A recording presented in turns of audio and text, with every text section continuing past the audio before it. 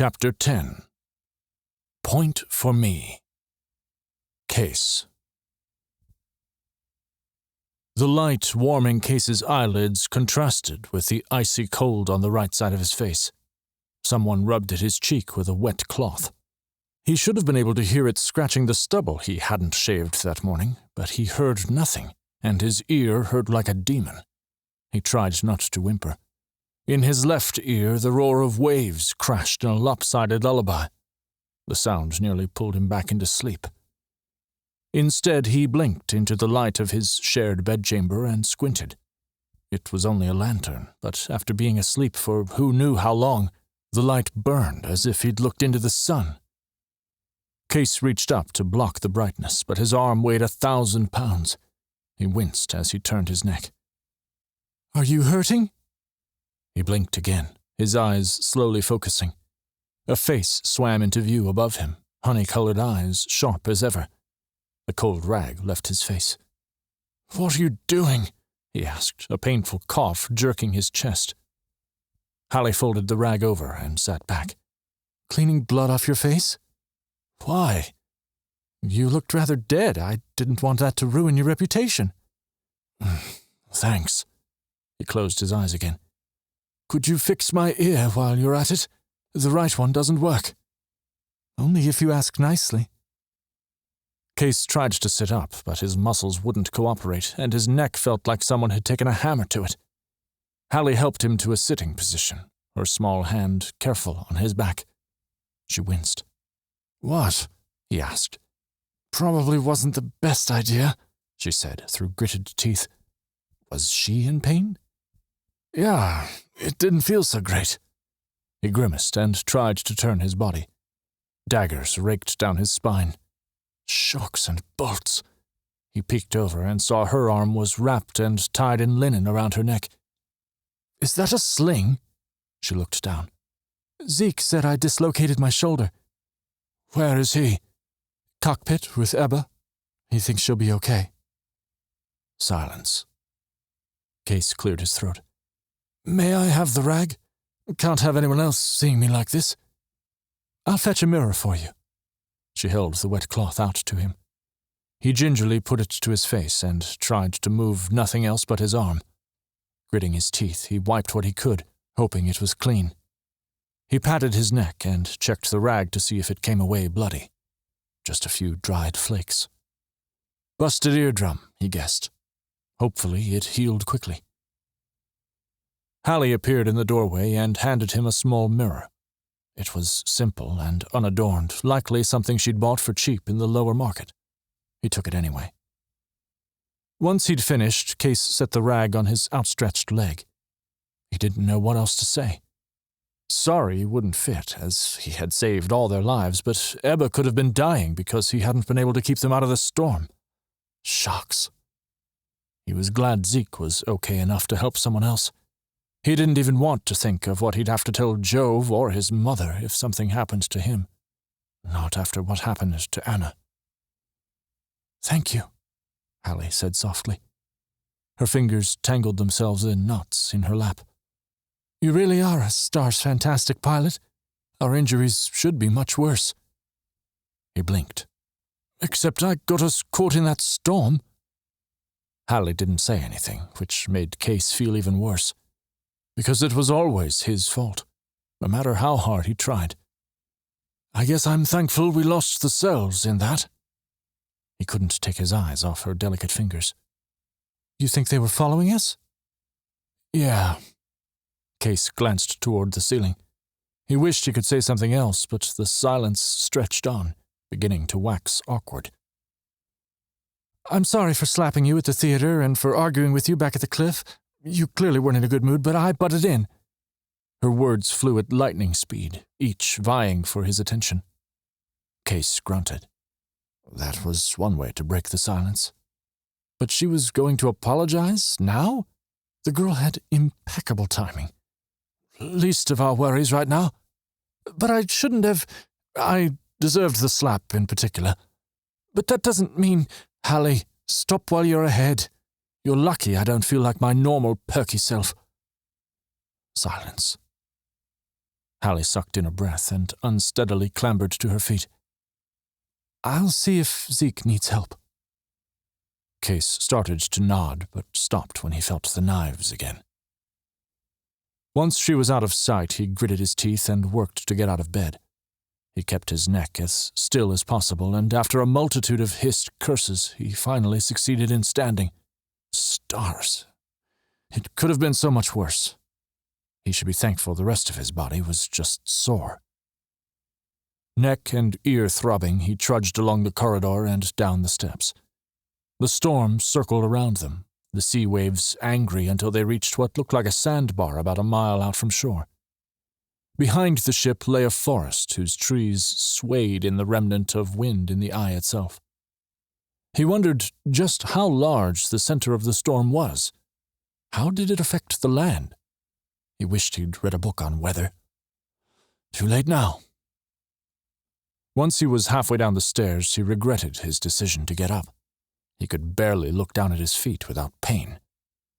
Could he fly without moving his neck? Probably not. His boots stuck in the wet sand as he trekked to the front of the ship. Stained, thick white canvas covered the windshield. A soft breeze ruffled the edges still attached by cords to the middle of the hover's roof. Stars, what was the emergency parachute doing over the front? Shouldn't it be tangled up behind? He didn't remember that happening, but he had blacked out. Regardless, that had probably saved them from the worst of it, even in the storm. Where was Skibbs? Alli hadn't mentioned him, and he wasn't outside. A pang of unease ate away at his insides. After nearly tripping on the stairs back up to the ship, he headed toward the cockpit to check. He froze when he pushed open the door. Alli and Zeke knelt in the corner behind his pilot's chair, speckles of blood littering the floor along with something else. In the dim light from the ship's electric bulbs and what sunlight managed to come through the parachute strewn over the windshield, 1,000 little bits of glass winked at him. They covered the floor, his chair, the dash. The front windshield. It was gone. He stumbled forward, ignoring Alli and Zeke's remarks. The front control panel was also soaked, little sparks jumping up every so often from the buttons and switches. Shocks and bolts, that was why the parachute was there. The windshield being blown out was bad. Even if they were able to get the Eudora in the air again, they would have to stay low and go at the pace of blasted motor coaches on a busy Kaivenna street. All that might strain the hover capacities. Stars, Jove would be furious when he found out. His father would be worse. Would he execute Kase like he did his own brother-in-law? He needed to think of something else.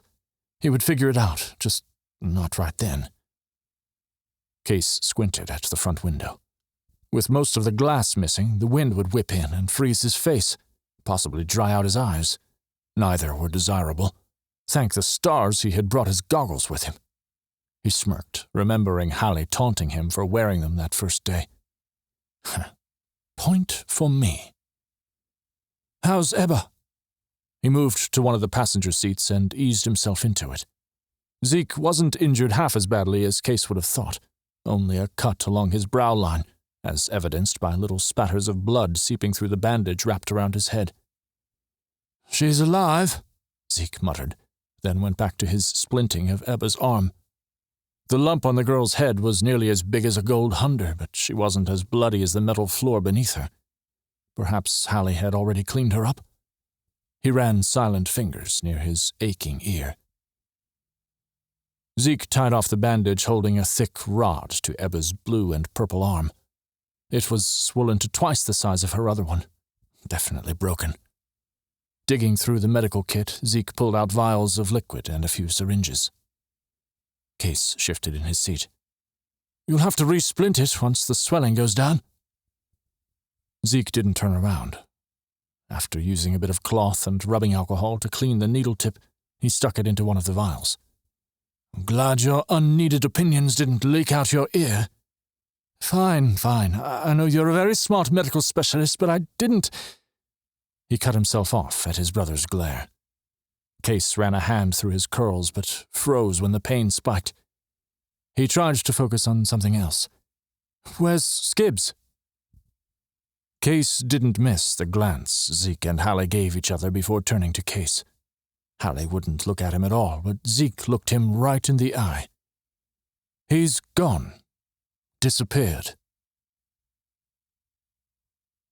Hallie.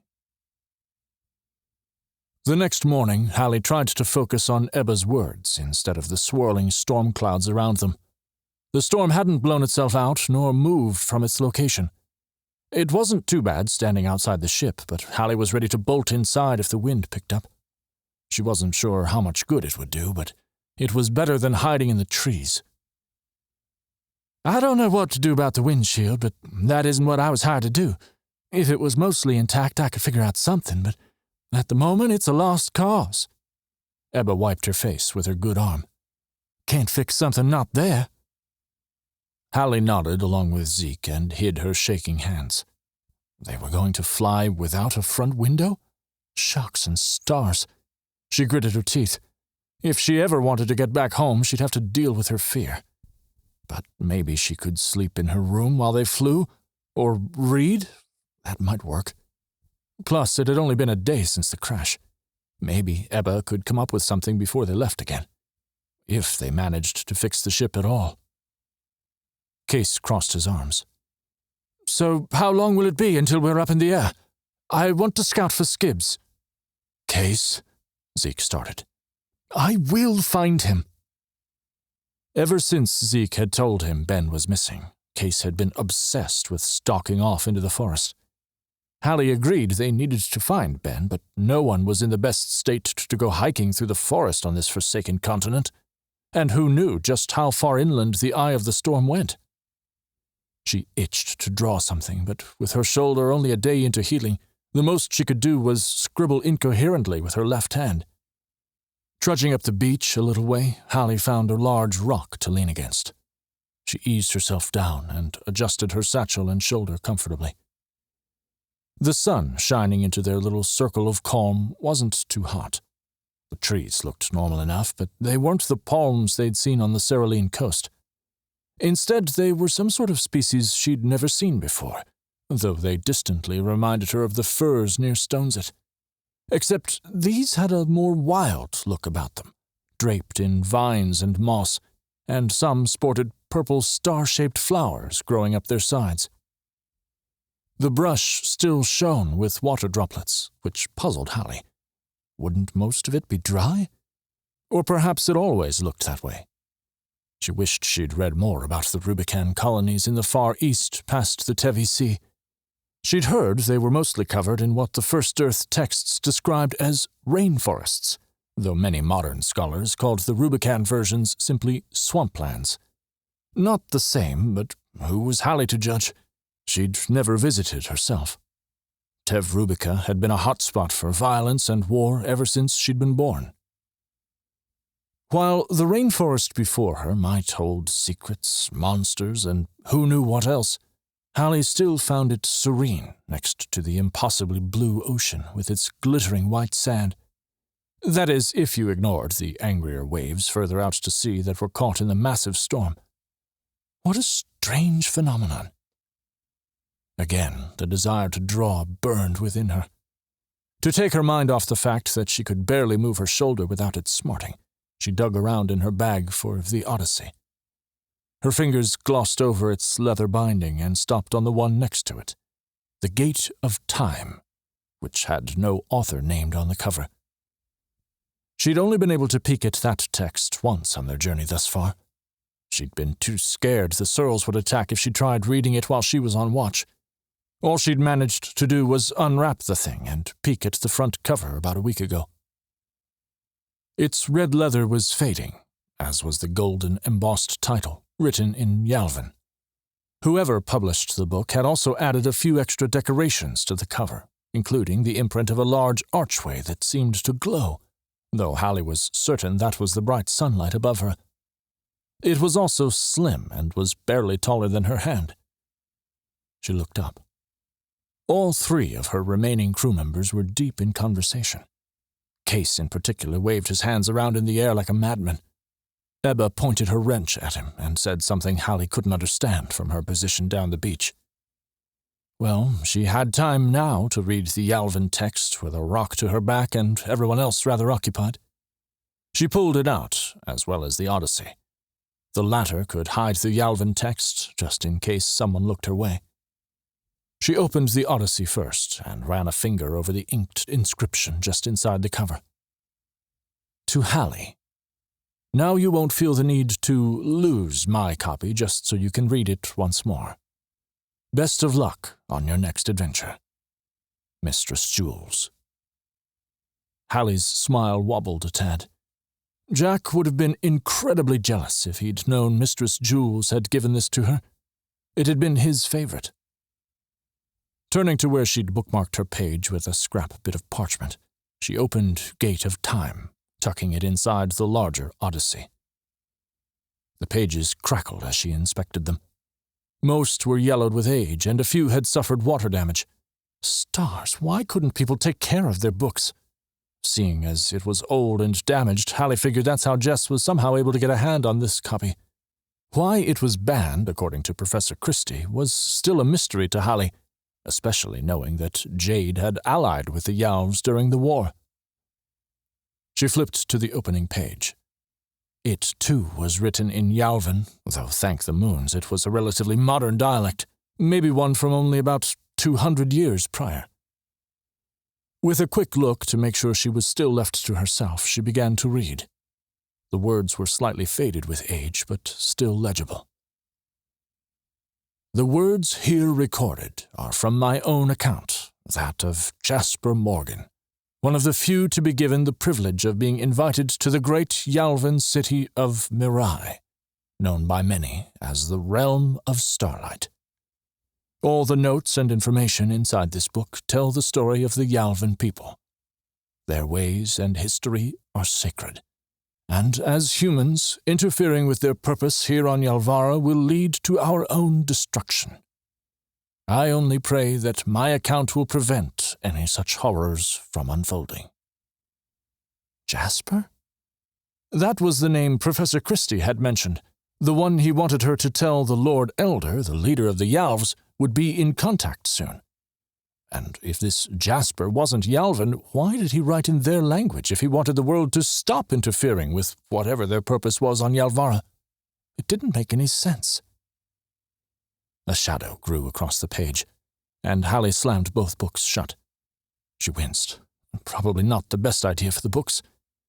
Looking up, she found Kase, one dark eyebrow disappearing into his mess of curls. Reading some explicit romance, Miss Walker? No, Hallie answered too quickly. He smirked. Great. Now he probably did think she read those novels Petra liked. She cleared her throat and held up her book so Kase could see the spine. I mean, no. Homer does include a little bit of spice, but I wouldn't consider it explicit. You're not wrong, but the ancient Greeks would still make the high society ladies faint. Kase put his hands in his trouser pockets and dug the toe of his boot in the sand. Zeke said we need you over there so we can talk. But I've just opened my book.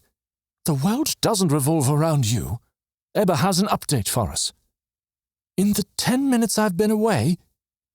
Praying Kase didn't notice the large gap in the pages, Hallie stuffed both books back in her satchel and stood. She's one of the best, Kase squinted.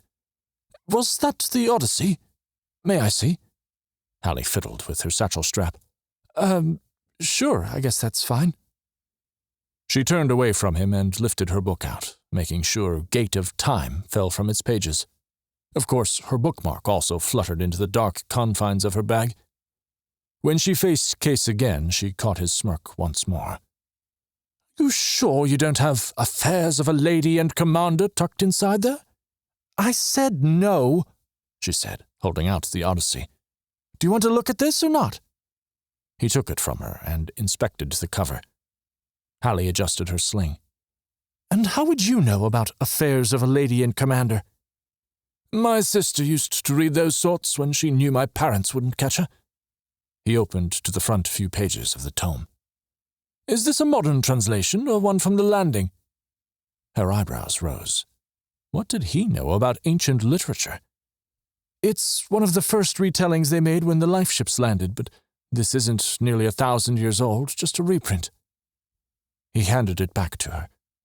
I've got a copy in a display case at the manor of one of the ancient First Earth versions, but Mother wouldn't dare let me take one of her precious books. I brought Marissy's modern translation. You have a Marissy with you? Hallie's heart raced. Robert Marissy was a renowned Rubicon scholar. The original planet from which those of Tev Rubica had descended hadn't had the Odyssey, but much of the ancient cultures of It, Saraline, and Jade had crept into each other's modern ones. I love his findings on Yalvan culture. The Rubicans were the first of the human off-worlders to settle here, and... She stopped at Kase's stare. Sorry, she said. I can get a little carried away. He shook his head. I just didn't know you knew so much about fine literature or history, but I should have figured that when I ran into you at the theatre. Hallie blushed. Kase! Hallie! Get over here! Zeke yelled from the ship. Kase held out her book. She stuffed it back into her bag with one arm and trotted to catch up with him. What other works had he read? If he knew Marissy, he must have heard of Chorzold and Kaler and Rogers at the very least. And that wasn't even touching on all the ancient literature the first settlers brought with them, and... She was getting carried away again. This was Kase, after all. He'd be back to his normal crotchety self soon. Regardless, she walked with a little hop to her step. Maybe this journey was beginning to look brighter. Just a tiny bit. Chapter 11. Like a headache. Kase. After everyone had gone to bed, Kase grabbed an electro-pistol from the storage closet and strapped it to his leg. He wasn't sure what he'd need to traverse the forest at night, but an electro-pistol was a good start. A lantern would be helpful too. Sure, he was supposed to be on watch, but this might be his only chance to go look for Skibbs. As he stepped into the hallway, soft footsteps came down the stooped corridor toward him. Frozen, he tried in vain to think up a plan. A flimsy excuse bubbled on his lips to give his older brother, but it wasn't needed. Hallie appeared around the corner, satchel over her shoulder, one hand fumbling to tie her maiden sash around her waist. She held one side in place with the elbow of her sling. She looked up and jumped, the sash sliding to the Zuprium floor. Oh! I thought I heard... She bent and picked up the cloth, tucking it to her chest. Keep your voice down! Kase crossed his arms. You thought you heard something? What a lie. He knew he'd been silent, and the women's chamber was too far away for her to have heard him anyway. Yes, I was checking to see what it was, Hallie finished in a firm whisper, still clutching the red material. With your satchel and sash on? She frowned. It is proper, the maiden belt, that is. I don't want to be known as someone who flouts all propriety. Ah, I forgot, you mountain people call it a belt, not a sash. Kase shook his head. After another moment of indecision and a glare, Hallie stuffed her sash away. Fine. I was going to have a look around at the edge of the forest, see if I could find anything that might tell us where Ben went. If he'd had any suspicions of her being crazy before, she'd just confirmed every single one. Armed with your drawing pad? I wasn't going into the forest, you dolt, she huffed. But if you must know, I was about to search the same closet for an electro-pistol, just in case. The satchel was for carrying it, of course. It's not very useful like that. She eyed his pistol. And where are you going? Your neck was killing you earlier, and you can't hear out of one ear, much less walk in a straight line. I'm not dizzy anymore.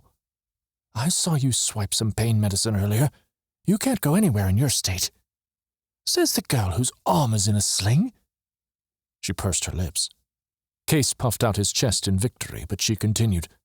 I'm 21, so I'm not a girl. Ah, irksome lizard, then. She rolled her eyes. Kase bit his tongue to keep from saying something about it, and instead he tried to push past her toward the food storage. He still needed a lantern. He wasn't foolish enough to go off without one in hand.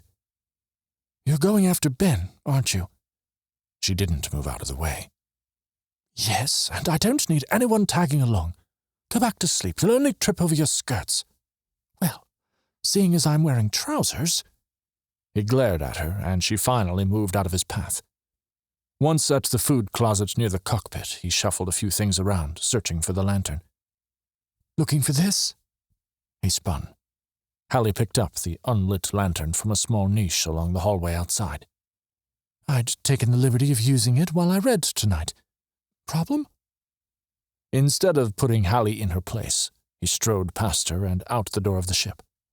Her footsteps clattered behind him as he descended the stairs. Could she be any louder? I don't need your help. I have a lantern and you can't hear out of one ear. Your point? I'm not going to fly this ship when Eva fixes it, and you need me. Like a headache, Kase mumbled.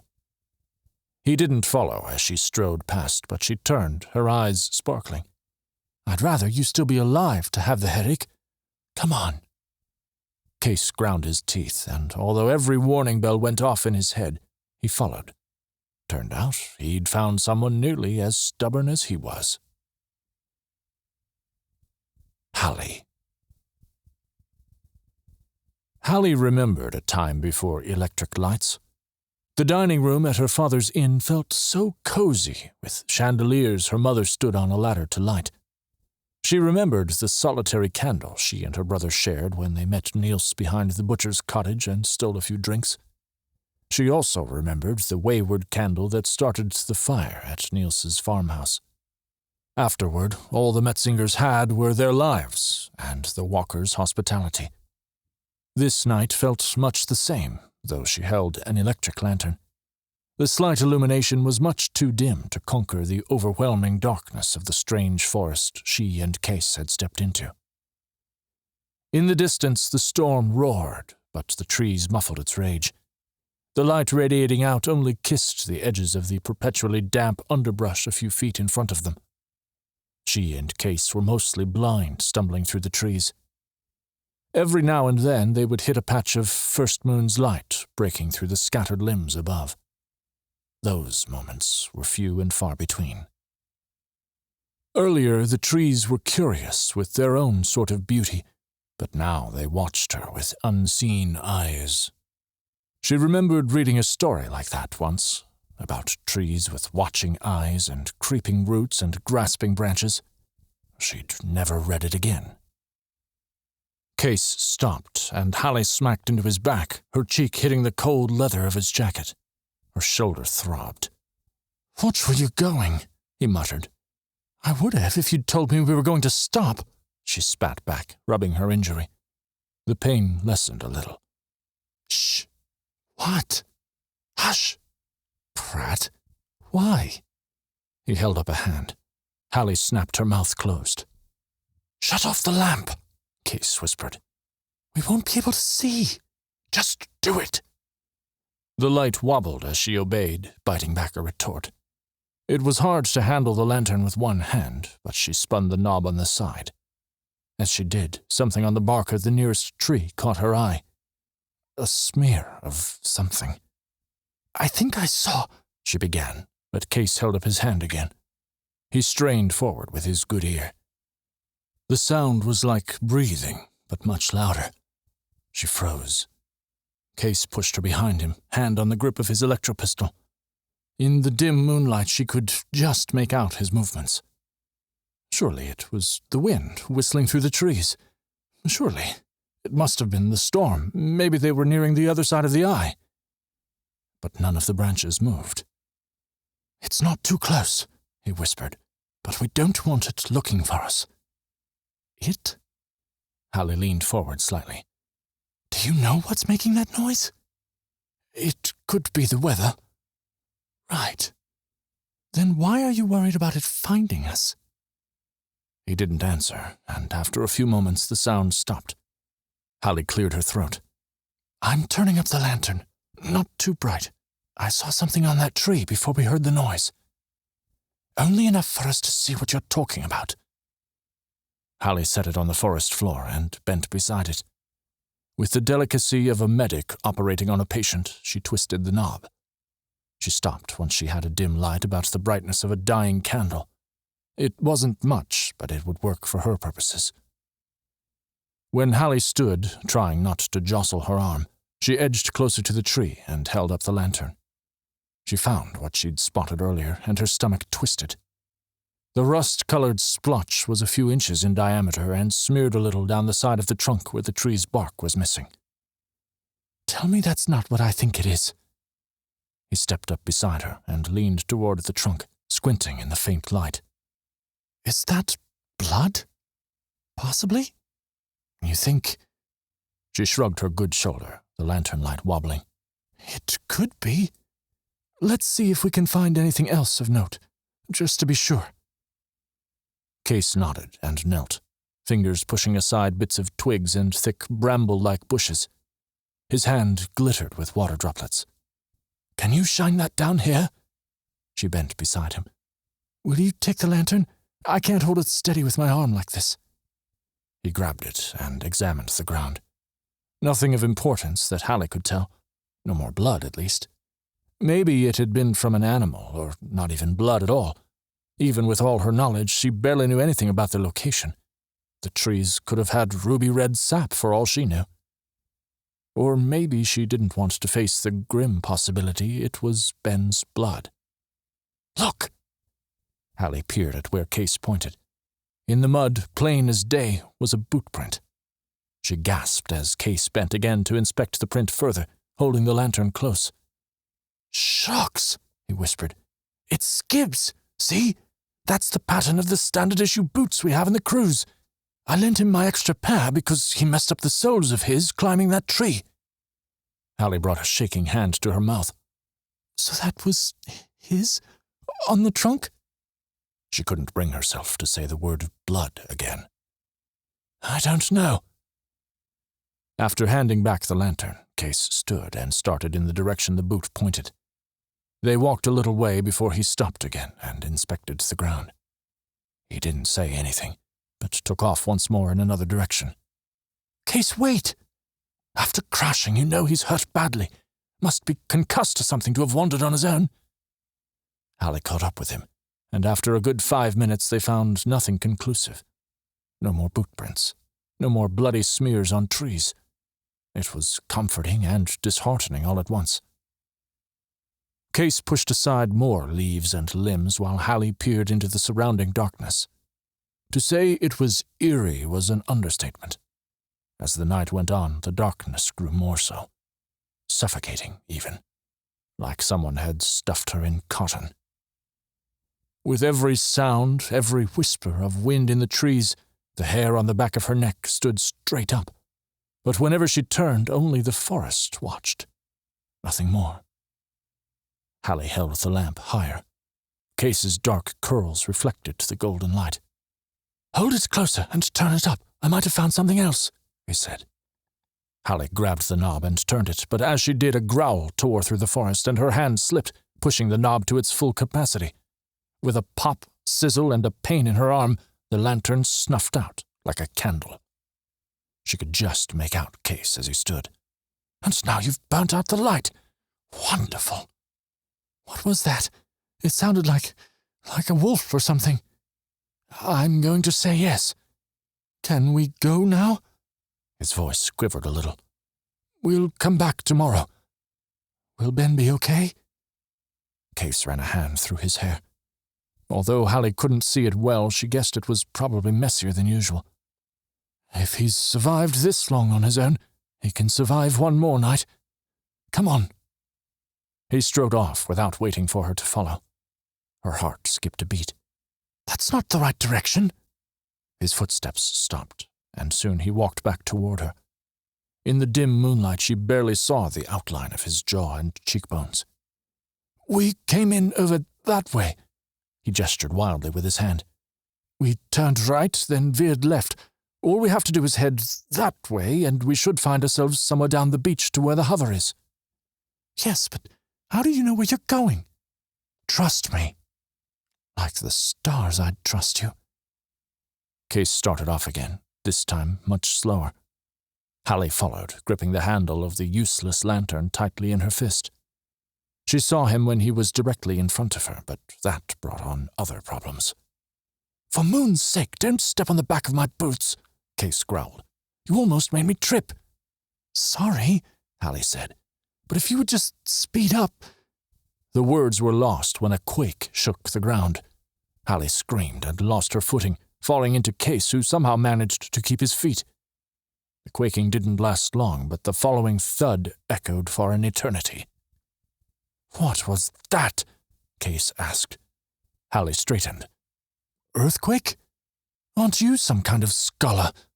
We're on Tassiva. It could be anything. None of the explorers' accounts said much." Kase brushed past her. "If you hadn't burnt out the light, maybe we could go find out for sure." "Wait, why are you going back?" "I want to see what that was." "Have you lost your stars?" "Nothing's attacked us yet, and I'm curious. Maybe it's some sort of animal I can take out with my pistol. That way we can have something to eat besides that stars-awful beef stew you insist on making." "Ungrateful brat," Alli mumbled, glad the darkness hid her burning cheeks. Kase didn't seem to hear as he sped off. She fumbled to catch up, praying the roots of the nearby trees didn't trip her. One got lucky. The root caught the tip of her left boot and she flew forward, lantern flying and nailing something. Kase, judging by the shout. "What's your problem, woman?" Alli held her tears at bay. She'd fallen on her uninjured shoulder, but that didn't mean it was a soft landing. "I tripped." She blushed when her voice wobbled, but she lifted her head to see the outline of his hand. She pushed herself to her knees with her smarting left arm. "I can get up by myself, thanks." Her voice didn't sound as confident as the words themselves. "Just take my hand," Kase said, voice firm. "Let's go back to the ship. It's useless to be out here without a working lantern." "You were the dull cop who was curious." She gritted her teeth, but took his hand. It was rough, not at all like someone who'd been raised in high society, like Ellis. With Kase's help, she got to her feet without falling. Alli pulled her hand out of his as soon as she was on 2 feet again. She dusted the front of her trousers, but she couldn't see if she got all the dirt. "Come on," Kase said. "Follow me." Alli went to do so, but as she did, she kicked the forgotten lantern. Pain shot through her toes, foot, and ankle. She cursed loudly as the broken lantern skidded over the ground to their left and fell off something. The clanging and clacking echoed as it descended into whatever awaited in the darkness. "Blast it, Alli!" Kase spat.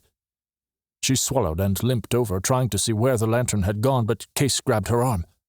"What are you doing?" His voice was pinched. "I'm seeing where—" But her words were cut off by a screech that shook the trees, the stars, and even her bones, and it came from the black abyss to their left, where she'd kicked the lantern.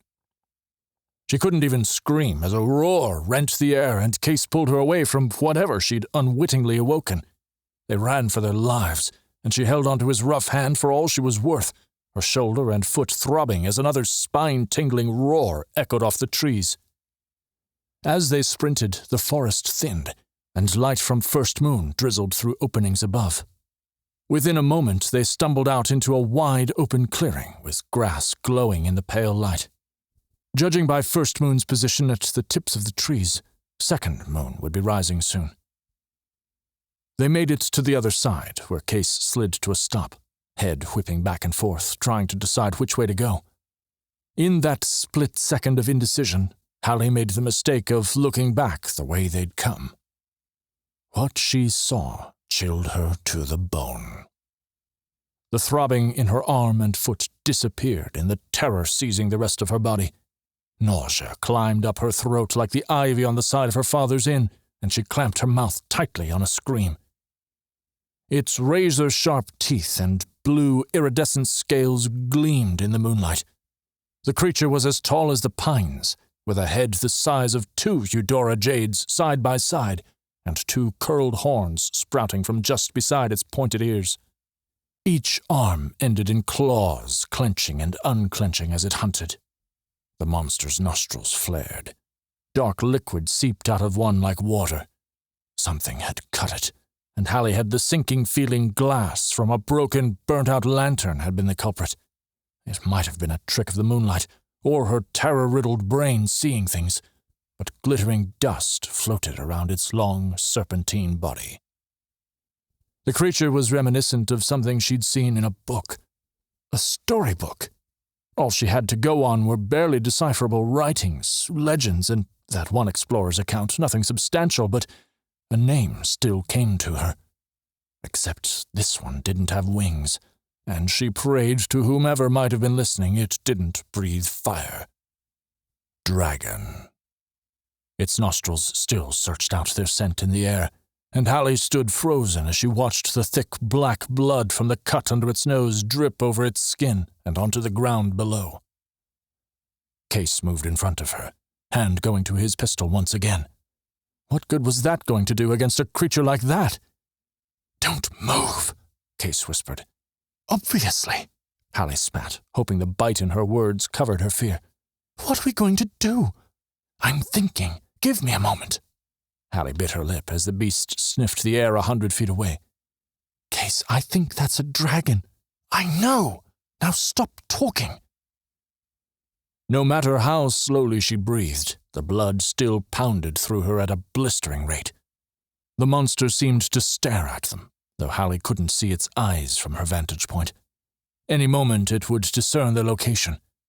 Any moment it would barrel toward them and snatch them up with a vicious chomp of its jaw, though Hallie still hadn't decided if it could roast them with flames or not. They should run. They should use this time to escape, but neither she nor Kase could move.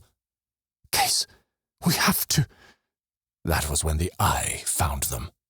If she hadn't been so terrified, she might have appreciated the beauty of it, but the glittering gold iris didn't stop the scream she let loose as it lunged forward.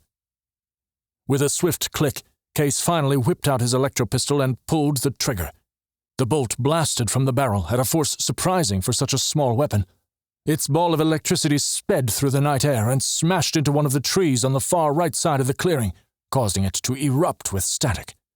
The various bolts of white light sputtered and sparked as it engulfed the tree. A few of the branches flickered with flames. The creature halted and whipped its head towards the disturbance. Kase shot the electro-pistol again, this time hitting the beast near where Hallie guessed its stomach to be. It froze, the glittering dust in the air rushing to where the bolt struck, but what it did after Hallie didn't know. Kase clasped her hand and tugged her through the underbrush. Small branches whipped around her, whacking her face, arms, and legs, but she didn't care. She just knew she needed to get as far as she could from that thing. "I don't think it's following us," Kase managed to huff. Hallie breathed hard, sweat beading at her hairline. "Froze when you struck it with the bolt. Did you see the dust?" Kase stopped suddenly, and Hallie plowed into him, sending them both flying. Her adrenaline kicked in, blocking out any pain, and she got up and launched back into a sprint. A roar split the air. "Stars, oh stars!" she panted. A few more minutes of running at top speed, and she miraculously found herself stumbling onto the beach. She looked behind her to see if Kase followed. A few seconds of furiously rustling leaves later, his tall form burst from the undergrowth. "Come on!" he yelled. He flashed past, and she tried to follow, but running in the sand made her infinitely slower. When they turned a corner, rushing past some trees, the sight of the Eudora jade almost made Hallie start weeping right then and there. Instead, her legs gave out, and she crashed into the sand, the last furious dash finally catching up with her. Pain spiked through her shoulder. She clawed at the sand, trying to pull herself along, but the grains slipped through her useless fingers. It was almost as if something had tried to saw her shoulder off with a knife wrapped in thorns.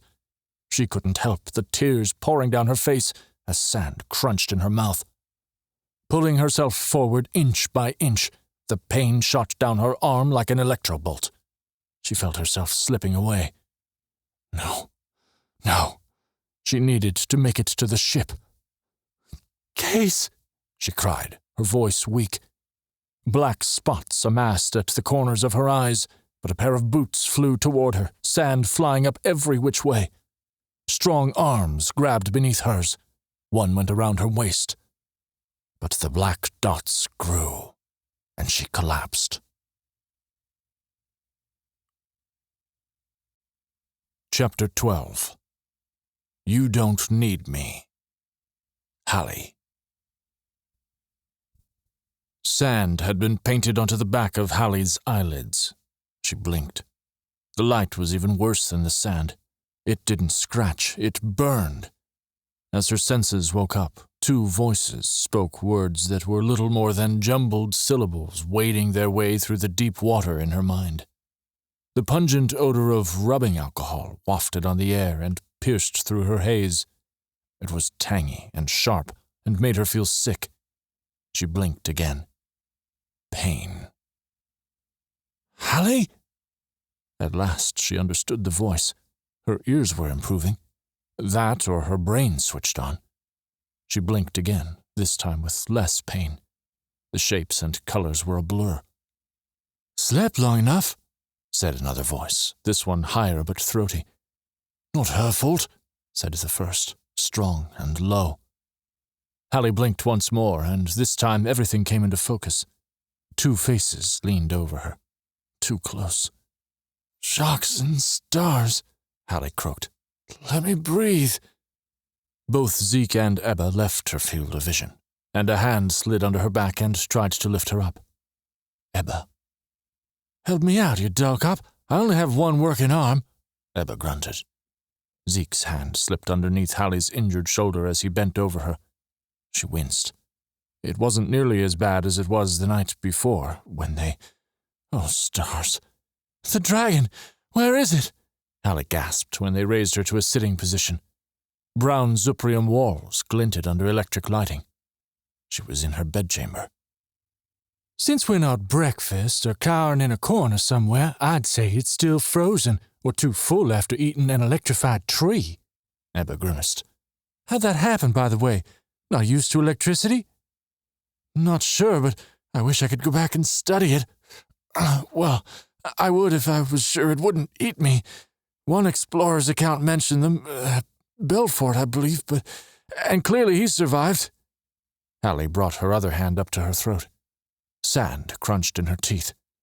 Is there any water? Zeke handed her a cup, and Hallie drank greedily. When she finished, he set it on top of the small table in front of the bed.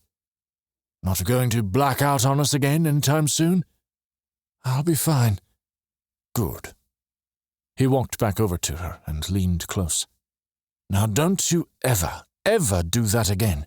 You and Kase can't do things like that. Hallie pressed herself against the wall, cringing at the pain in her arm. Sorry.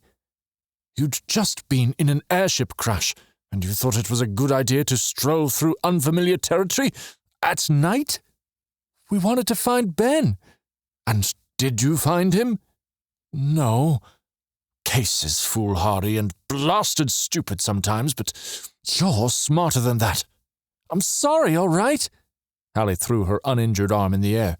We wanted to make sure Ben was okay, but I knew better. Happy? Zeke nodded, his jaw tight. And I won't do it again, unless I have your express permission, Lieutenant Colonel Shackley. Zeke rubbed his eyes. Ebba, make sure she takes another dose of the painkiller. She'll feel that shoulder again soon. Yes, Lieutenant Colonel Shackley, Ebba smirked. Zeke ran a hand over his cheek. I'll tell Kase you're awake. He's on watch for your dragon. He left the room with a smart turn of his polished boots. Ebba watched him go, and then laughed outright. It's as much Kase's fault as it is mine, Hallie muttered, tugging at the sling on her arm. Ebba smirked. Kase's dressing down was worse. I had to leave the room so they wouldn't hear me cackling, and then I got scolded because I could have been chomped by a dragon, which, in some twisted way, sounds like an exciting way to go. I'm certain Kase took it very well. Ebba adjusted her own injured arm. Very well. Hallie laughed. I still can't believe I saw an actual dragon. If I hadn't been so terrified, I might have sketched it right there. That's if I had a working right arm. I'm glad you ran instead. I couldn't stand being the only girl. Plus, you're a good roommate. I'm touched. Alli looked around the room. Any word on Ben? Ebba's face fell. She shook her head. I'm sure we can have you Dora fixed by the end of the day if we work together, or working enough to get us away from your beastie friend. But if we don't find him? Alli cut herself off. She didn't want to think about that. Think about Ben alone in the forest, in pain, dying. She remembered the bloodstain on the tree. He was out there, somewhere. She and Kase had failed. At that moment, a mop of curly hair peeked around the corner of the doorframe. Alli jumped. Kase nodded, and she responded in turn. Then he disappeared. Strange. Ebba's eyebrows rose. I guess that's better than a shouting match. Kase. Thankfully, the storm had dissipated completely by the morning. Remembering what Jove had said about the Bay of Storms, Kase hoped they fixed the ship and left the area before it returned with a fury. Sweat dripped from his brow and into his eyes as he and Zeke worked to repair the Eudora. Kase had left his jacket on the ship, but shucks, his linen shirt still clung to his back. The wrench in his hand was slick with sweat as he fitted onto a bolt on one of the ship's panels underneath the cockpit. No, loosen the other bolt, not that one, Ebba barked at him. He ground his teeth and obeyed, but he got it wrong again, and she groaned. Good stern, how do you not know which one I'm pointing to? Kase had been chased by a monster only known to exist on Tassifa and chewed out by his older brother in the last 24 hours. He did not need this girl ordering him around. Not now. Not ever. He knew she couldn't do it herself, as she still had a painful broken arm, but that didn't mean she needed to be rude about it. I can't tell which one you're pointing at from here. He tried to hide the frustration in his voice. He wasn't successful, as evidenced by the frowns on everyone's faces. He'd barely slept. After Zeke had made sure Hallie was alive and berated his brother for wandering the forest, he'd volunteered for watch duty to give Kase a few hours of rest. But being nearly eaten by a large, scaly beast threw a damper on his sleep schedule. He was just thankful the dragon was stupid and apparently hated electric bolts. Third one to the left, Ebba grunted. See? That was easy. He found the correct one and popped it off. No disapproval came from the tiny girl, so he assumed he'd done it correctly. He moved to another one. Ebba continued to direct him and Zeke, who hadn't suffered nearly as much feedback on his progress. Everyone liked Zeke better between the two of them. Kase had gotten used to it. Of course, Anna had always been the favorite, even more than Zeke. The only girl. Now, it was Zeke. Hallie, Ebba nodded at the toolkit beside Zeke. Would you give Kase the pliers? I'd rather him not move. A loose bolt spilled into his outstretched hand. Do I need to take off this panel? And why did I need to remove the bolts in that order? Ebba nodded, brushing a hand over her chest. The storm fried at least one wire inside. I've already cut the electricity, so you should be safe. And don't question the mechanic. I know what I'm doing. He grumbled and stuffed the bolts into one of his trouser pockets. Hallie appeared beside him a moment later, holding out the pliers. Her arm was still in a sling, but it didn't seem to bother her too much. Kase would never admit how much it had scared him when she'd passed out the previous night. He thought he'd killed her. Hallie held the tool out with a small smirk. It's a good thing the power's off, because I'm not sure your hair could handle electrocution. Is that so? Kase raised a brow. I rather think it would look even better. With that comment, he guessed she didn't hate him after what happened last night. A part of him was relieved, which was strange. Why did he care so much about what she thought of him? The light reflecting off the metal pliers was nearly blinding. He squinted and ignored the weird tickling sensation in his chest. As he went to grab the pliers, his fingers brushed hers. She jumped, dropping the tool. Really? Kase shook off his own shock. I'll never get the sand off those. Hallie's eyes flashed. I didn't mean to drop them. Sure, just pick them up for moon's sake." Her nostrils flared, and she kicked more sand on top of them. "Have fun getting the sand off now." "Are you serious?" Kase growled. "You're the one who dropped them." "No, you dropped them," Ebba groaned. "For all the stern twinkling in the sky, shut up. One of you pick up the pliers and get to work, unless you want your beastie finding us." Kase ground his teeth. He wanted to point out it was Hallie who had been the child kicking sand, but he thought better of it. He grabbed the pliers and wiped them on his shirt. He hated sand, hated the way its crunchy granules found their way into every nook and cranny. But he'd be the bigger person this time.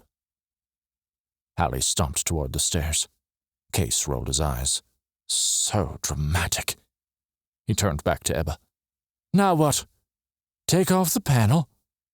Kase started to obey, but Zeke interrupted. "Go apologize first." "What?" "You heard me." Kase pointed the pliers at his brother. "You've got to be kidding me." Zeke trudged over. He was a little shorter than Kase, but much wider in the shoulders. Kase took a step back as Zeke crossed his arms over his chest. "We're on a highly important mission, and we have bigger problems to deal with than your ridiculous rivalry." "But what about her? Why does she get the easy way out?" Zeke poked him in the shoulder. "Because you're supposed to be the gentleman, and because you started it." Kase bit the inside of his cheek and shoved the pliers into his brother's hand before climbing the ramp. Deep down, Kase knew he was being unreasonable, but there was something about Hallie that, well, if he was being honest, he almost enjoyed their sparring. Not that he would ever admit that. Most girls catered to his every whim, but Hallie? She'd forged her will out of stone and blasted stardust. He entered the ship and peeked in her room. Both beds were made, but the one to the right had its pillow all crooked. Ebba's, he guessed. With the clacking of boots and a bent posture, he made his way down the corridor and into the cockpit. Hallie was in Skibbs's pilot seat, a book in her lap. Scratch that, 2 books. One was tucked into the other. While he couldn't make out the strange language on the top one, the one on the outside looked familiar. The Odyssey, once again. He couldn't fault her for her taste, at least. He fell into his seat beside her. She didn't even look up, only moved so he couldn't see the smaller book tucked inside the epic poem. "Hiding something, are we?" "Yes, Master Kase?" she asked in a flinty tone. He took a deep breath, shoving the irritation down. "For the last time, it's just Kase. I came to say sorry." "For what?" Kase gripped the arms of the seat until it hurt. Calm, steady." He gritted his teeth. "I'm sorry for being rude earlier." There, he'd said it. Her eyes didn't follow along with the words on the page. At the agonizing pace of a far-off planet revolving around the sun, she took a scrap of paper from her lap and placed it in her book, closing both. At least she wasn't one of those terrible fools who folded the corners of pages. Mentally, he shuddered. She looked up, her eyes narrowing. "Is this where I tell you to go blast off?" Heat rose in his cheeks. Not anger this time, but shame. A surprising feeling for him. "Listen, about that, She held up a hand. "I'm not you." Kase's anger licked at his insides like writhing snakes, but Zeke was right, as much as he hated to admit it. They needed to figure out how to get along, at least for the length of this mission. "I'm sorry, all right? I say stupid stuff sometimes." The words burned like fire rolling off his tongue. She set the books aside. "Thank you for the apology. I know how much it's costing you, especially since Zeke forced you to come in here." "What? He didn't." "Don't play dumb. I heard it all." She pointed to the missing windshield. They'd removed the parachute that morning to allow the dash and everything else to dry out properly. Oh. Case's stomach plummeted to his toes. Forgot about that. So don't be upset when I don't take your apologies seriously. She got up from the seat and clutched the books to her chest. Blood pulsing, Case stood. He tightened his hands into fists. I still came in here, didn't I? I could have ignored him, kept on banging around the underbellies of the ship, trying to make sure we get up in the air soon. Instead, I'm here, admitting that I was a stars idiot. Huh, that's a first. Case stepped forward until their faces were inches apart. To Hallie's credit, she didn't step back. She looked up at him, square in the face, and he couldn't find a lick of fear in those eyes. Case spoke low. You don't know me. You don't let anyone try. Case could count the freckles dusting her nose. He blinked, trying to rid himself of the thought. Her honey eyes were bright with anger. Soft pink lips pulled the corners into a scowl. Her fragrance, redolent of the mountain air, pulled at his senses. In the dim light from the sun floating into the empty, damaged cockpit, he leaned forward, tipping his head further. Her eyes widened, but she didn't move, just sucked in a small breath. Military-style boots clunked in the corridor, and Case jumped. Hallie dropped her books with a smack. She bent to pick them up, but he beat her to it, almost knocking heads with her. Anything to cover up what had nearly happened. Her subtle scent swirled around him. He held his breath and grabbed both books. The smaller one had an archway etched into the cover. Curious. He was pretty sure the spiky symbols near the top were Yalvin. The book looked familiar, but where would he have seen it? As Zeke entered the cockpit, Case straightened. Stopping short, his brother schooled his face into one of indifference and pulled his shoulders taut. Case winced. You should take better care of your books. Case stacked the smaller one on top of the Odyssey, but kept his eyes on the floor. Hallie cleared her throat as she took them. Of course. Thank you. She clasped them to her chest and hurried past Zeke. You apologized? Zeke pulled at the sleeves of his military-style shirt. He rarely wore anything else. A muscle jumped in his jaw. Case ran a hand through his hair. Yes. Happy? Zeke just nodded and left, his steps stiff and arms crossed. What just happened? Shocks and stars, I need sleep. The rest of the repairs didn't take too long. Case and Zeke pushed the last panel on together and sealed it up. While the brothers made a decent team, they hadn't spoken since Zeke had nearly walked in on whatever had just happened in the cockpit. Case didn't want to think about what had flashed into his mind as he and Hallie stood there, inches away from each other in the dim light. No. He needed to focus, keep everyone alive, and find Skibbs, who was still out wandering in the forest, maybe even lying in a pool of blood, a blasted dragon looming over his decaying corpse. A cold shudder ran down his spine. Yes, that visual helped him forget what had almost happened between him and Hallie. That's it? Case asked. Ebba wiped a bit of sweat from her brow and ran a hand through her hair, a few curls popping out of their place and falling into her eyes. If you've done everything correctly, we can take off tomorrow, unless you'd risk flying tonight. Zeke spoke up at that. Let's get a little farther away from here if we can. The mysterious dragon hasn't shown himself yet, but it's only a matter of time before he finds us. Case tightened the last bolt with a fierce twist. I'm not leaving Skibbs. If the blood we saw on that tree is any indication, he's badly hurt, Hallie said from her chair, facing the forest, watching for anything suspicious. Or worse. I know. Zeke wiped sweat from his brow. We'll go scouting as soon as we're done. But it was Case's fault they were in this mess. He was the one who'd been shock-headed enough to fly above the storm. He had to make it right. Kase swallowed his guilt and focused on the puzzle of Skibbs's disappearance instead. He gritted his teeth until they hurt. Why had Skibbs gone off by himself? What put that thought into his mind?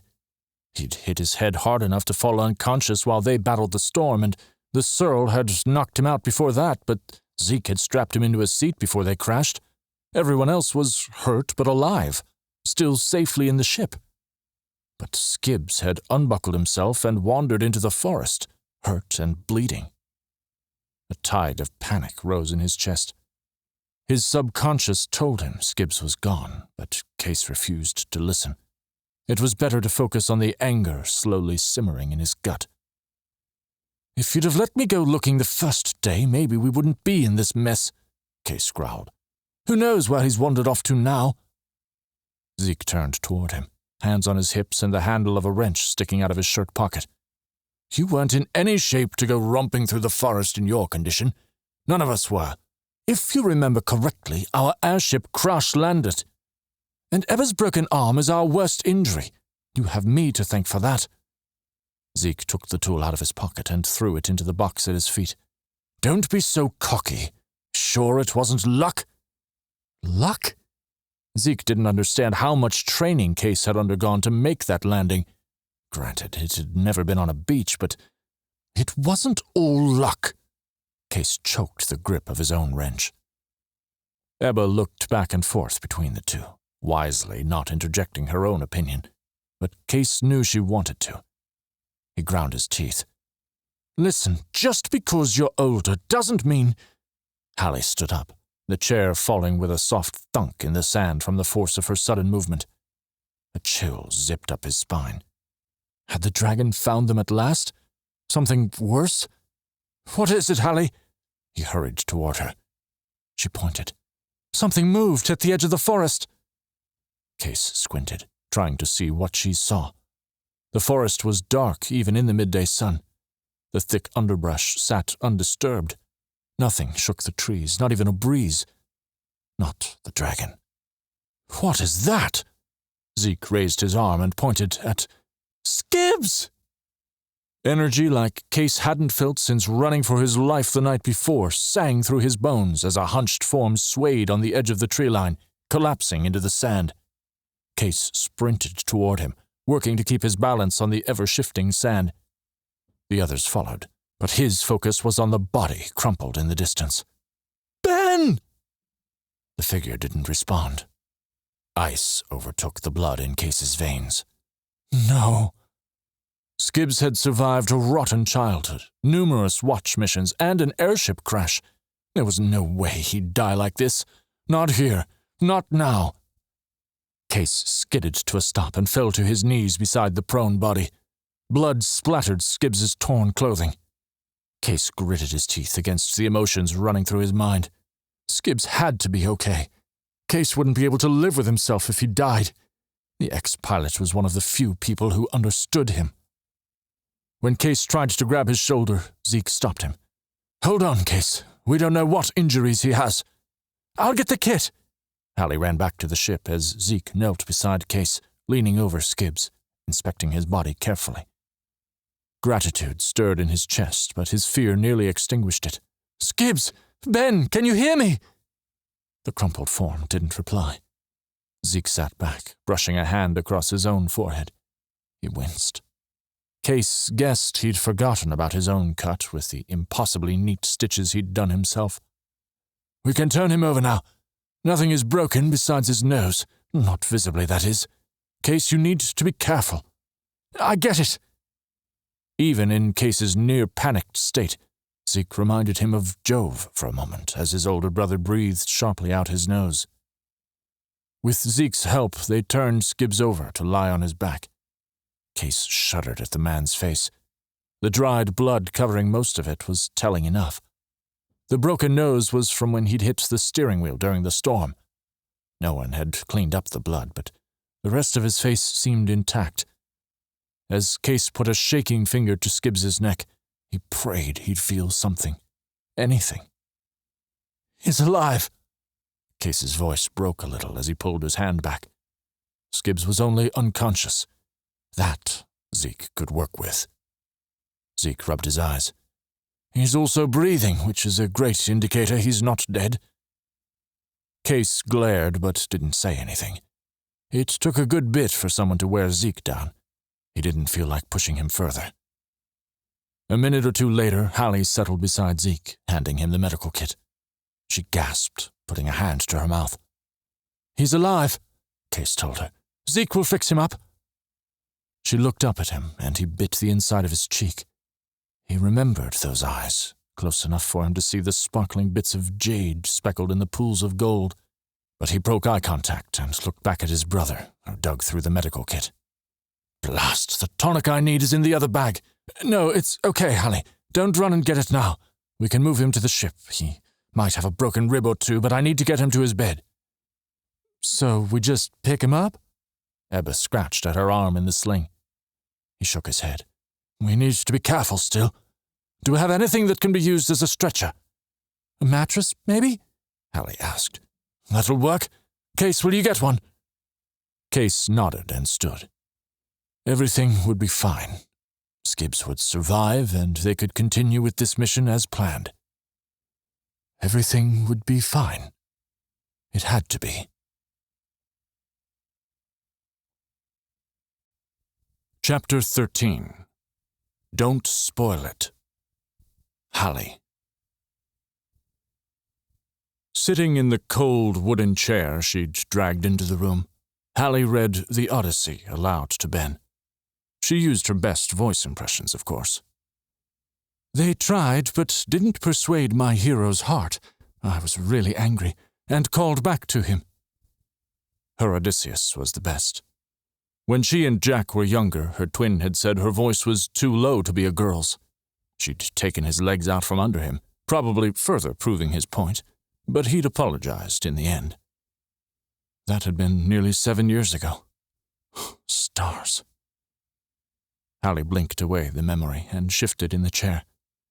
As the men's chamber on the Eudora Jade had 3 beds tucked inside, they didn't have the nice table and chair Alli and Ebba's room had. Thankfully, they'd fixed the ship enough to fly a little less than an hour before the sun set. It wasn't much, but Alli was grateful they wouldn't run into the dragon. Still, if there was one, it stood to reason that there would be more. She shuddered, even if a bit of her longed to find its nest and sketch the babies. It had been a day and a half since Ben had emerged from the forest. Zeke had checked him again once they'd gotten him onto his bed. He'd also pulled out 3 syringes and plunged each into Ben's arm. What are those? She asked. Zeke had pulled the last needle out and wrapped it in a cloth. Pain medication, along with my own modifications. It should help heal his brain, but I can't do much else until he wakes up.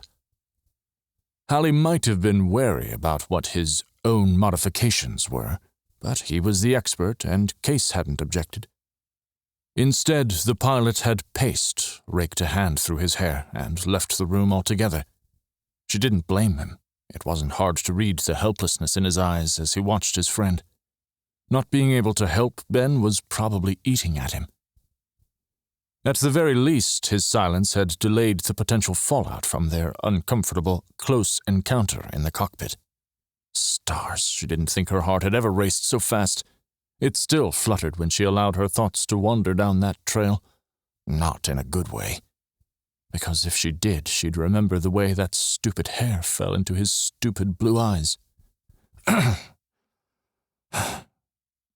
The next night, though, Alli had decided she needed to do something, anything to help Ben and get her mind off whatever was going on between her and Case. Cyclops, if any mortal man asks you how you got your eye put out, tell him that Odysseus the Marauder. Ebba walked in with a small plate of mostly dried beef and veggies. Only 3 weeks in, and they were already working toward the bottom of their supply. How long did the High Guardsman expect the mission to take? The small woman held out the food for Alli, so she marked her page and balanced the book on her lap. Thank you, she said as Ebba stepped past her, taking a seat on one of the other beds. Alli figured it was Zeke's, as it was immaculately made. The one behind her was a mess of sheets. Cases. "Any change?" Ebba crossed her legs. "Nothing." Alli picked a little at a dried carrot. Not appetizing. "We need to do something about the food soon." Ebba nodded. "I'm getting sick of dried beef. Do you think Kase or Zeke would hunt if we asked?" "I guess," Ebba shrugged. "Zeke would be good at it." Alli ripped off a chunk of beef with her teeth and chewed it. The too salty flavor and coarse texture made her want to gag. "Kase wouldn't be able to stay quiet." Ebba laughed. "If I knew how to use an electric pistol or knife, I'd go myself." She leaned back on her good hand, her other still in the sling. "So, what you doing in here? I heard voices." Alli held up her book and swallowed another bit of food. "I'm reading to Ben." "Reading to him?" Ebba tilted her head. "He can't hear you." Alli set aside the beef, grabbed another carrot, and grimaced as she bit into it. She didn't care for the carrots, whether they were dried or bathed in butter, but it was better than starving. "Jack told me people can still hear what's going on, even if they can't communicate." "Who's Jack?" Alli choked on the carrot. "My twin brother." "I didn't know you had a brother. I have 5 of them, all younger and crazier than the last, but the one who I collect rocks for, Aaron, he's my favorite." She fell back and stared up at the ceiling. "Are you close with yours?" Yes, I was." "Was?" Ebba raised her head off the immaculate coverlet. Alli slapped herself mentally. She shouldn't have brought him up. Yes, he, passed away a few years ago." The look on Ebba's face made Alli blush. She didn't want anyone's sympathy, not anymore. Ebba sat up on her elbow, hand over her heart. "Alli, you didn't know." Alli set her plate on the floor. "Anyway, I don't know if Jack was right, but Ben might appreciate hearing a story. I despise feeling useless. I'm sure he likes it." Ebba sat up with a small smile and adjusted her own sling. "How's your arm?" "Still hurts like exploding suns at times, but that stuff Zeke makes works wonders." Ebba tapped the fingers of her good hand on her knee. "I wouldn't mind listening to more of your story. It might help me forget about the pain, at least a tiny bit." Alli smiled and turned the page. "Sure." Kase. After gagging down a meager dinner of dried cardboard vegetables and beef, Kase knew he needed to sleep. But when he left Zeke outside on watch and entered his room, he groaned. Alli was reading, both to Ebba and the unconscious Skibbs. "He can't even hear you," he grumbled as he flopped onto his bed behind her. "It's rude to interrupt," Alli hissed. She twisted around to glare at him. "I just want to sleep." "You can sleep when you're dead," Ebba said. "I want to hear the story." "Can't you do that in your own room?" "No, now shut up." Ebba blew a curl out of her face. "Hallie's voices are the best part." "The voices are sort of the problem." "It's fine, we can leave, sorry," Alli huffed, hopping lightly to her feet. "I'm only trying to help." "By reading to someone who can't... You know what, stay, I'll go." Alli looked down at the book she held in her hands. "I'm reading the Odyssey, you know. You're welcome to stay." Kase ran a hand through his hair and flopped back onto the bed. "Fine, but the voices better be good." He wanted to sleep, needed to sleep, but it probably wouldn't come anyway. Maybe a bedtime story would help. Pfft, who was he kidding? He laid an arm over his eyes. A few seconds later, she began reading. "We came to the island of Aeolia, home of Aeolus." Blast. Kase had missed the Cyclops part by minutes. Should he chance Hallie's rage and ask her to reread it? He peeked over at her from under his arm. Her hair looked redder in the electric light, and several tendrils had come loose from her lady's bun. She wouldn't have passed his mother's thorough inspections, which Anna had despised. Kase hardly cared. His hair looked worse. Kase focused back on the story at hand. When Odysseus and his crew landed on his island, Aeolus promised to help them find their way home, but Poseidon, mighty god of the sea, always managed to find a way to thwart the hero's quest. Kase closed his eyes once more. Hallie's voice was raspy and a bit comical. She needed to work on her man voice, but teasing her about it now wouldn't help anything. He wished that was the only thing bothering him. He was supposed to be able to handle anything. He'd been in a crash landing before in one of the smaller hovers. However, it hadn't been like the one with the Eudora Jade. It wasn't until that morning, when they'd flown an hour, only an hour, that he'd started to feel something again. Unfortunately, he felt like he had the night of the bike fight.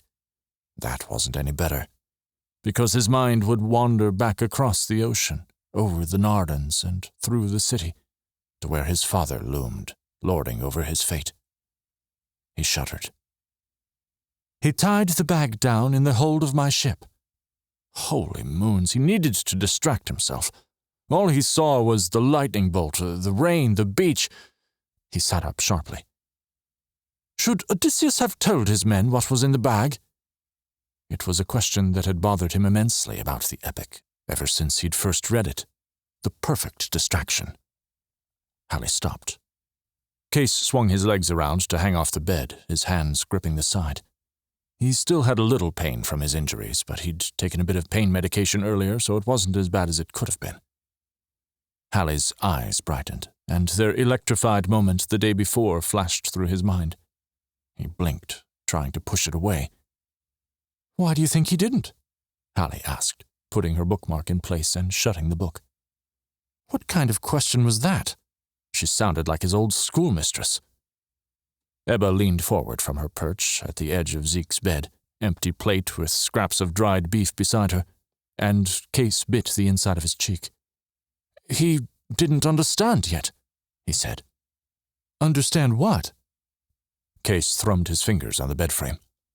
Well, Aeolus gave him simple instructions, but Odysseus had gone through so much he didn't think ahead. He should have told them. Hallie brushed hair out of her bright eyes. Then they might have avoided all the successive chaos. People would have gotten to see their families and gone back to their old lives. If you've read this before, you know how selfish his men are. They're also stupid. Remember the golden cattle? I wouldn't say they were stupid, just a little— Don't spoil it, Ebba cried, hands slapping over her ears. But Odysseus was just as selfish, Hallie continued. If he'd communicated more, he could have avoided all that. But there's also the whole ordeal with the Cyclops, and Odysseus made a fool out of himself. If he hadn't bragged, he might have gotten home in one piece. Hallie snorted. That's the whole point of the story, isn't it? That Odysseus had to overcome his pride? Yeah, but he might have known better than to— Ebba leaped up from her place, sending her plate crashing to the floor. Ben! Kase sucked in a painful breath as he turned toward Skibbs's bed. His eyes were open. Kase bumped into Hallie as he knelt beside the bed. Get Zeke, he commanded. Someone ran from the room as he grabbed his friend's arm. How are you feeling? Skibbs blinked once, twice more, a slight frown on his face. Kase remembered what it had been like when he'd woken up after the crash, so he swallowed his impatience, giving his friend a chance to catch his bearings. What happened? Skibbs wheezed. Hallie shoved a canteen into Kase's hand. He needs water, she said, kneeling back down beside him. His arm grazed hers, and the electric sensation was hard to ignore.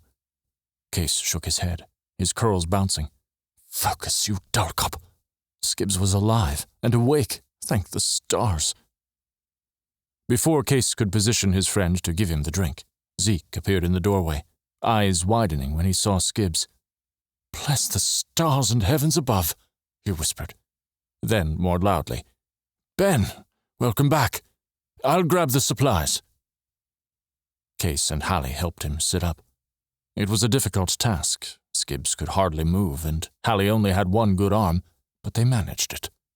She put another pillow behind his back. Thanks, Kase whispered.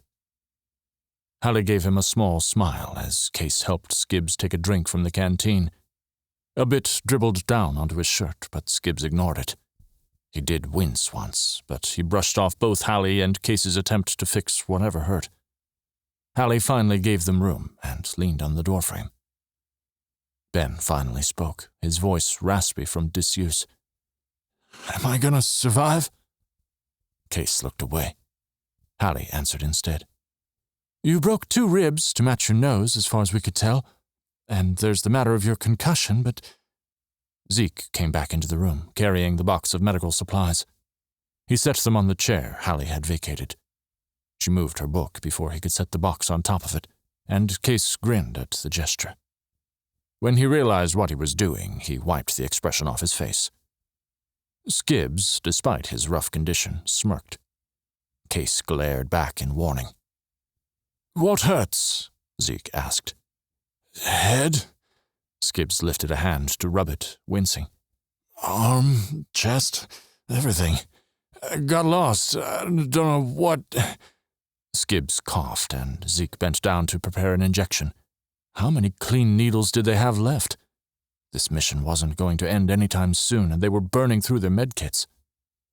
"I don't remember much of anything," Skibbs finished. Zeke frowned. "This medicine helps repair any bruises on the brain." "Are you sure?" Kase asked. "I'm a medical specialist." "But how do you know it won't make him worse?" "It's the same medicine I gave him earlier, and he woke up, didn't he?" Kase rubbed a hand down his face. Days-old stubble pricked his fingers. "Sorry, I'm just on edge." Zeke lifted up Skibbs's right sleeve, stuck the needle into his arm, and pushed in the plunger. Skibbs gritted his teeth. "I'm sorry, Skibbs," Kase muttered. "What do you mean?" I didn't find you sooner. I looked, but—" Hallie laughed, and Kase glanced in her direction. She'd put a hand to her mouth. "Sorry," she said. "I know it's not funny. It's just that Kase and I found a dragon instead." Skibbs's eyes widened. "You found a what?" He stumbled over the word, and worry pinched Kase's stomach, but it might have been simple disbelief. Kase shrugged. "It's far away now, I hope. Anyway, it might have, when Hallie and I couldn't find you." Skibbs chuckled and coughed, his face scrunching with pain. "You two made nice long enough to look for me?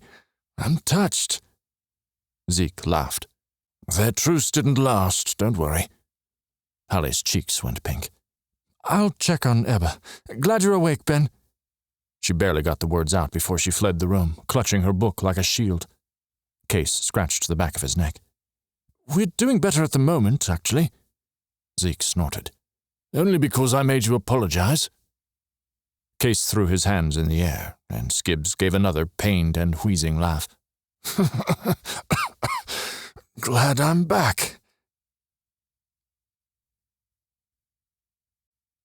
Part 2. Swords. Interlude 1. No ties involved. Jove. Trying to smooth any wrinkles, High Guardsman Jove Shackley pulled at the sleeves of his tight button-down shirt, even though he'd ironed it to perfection already.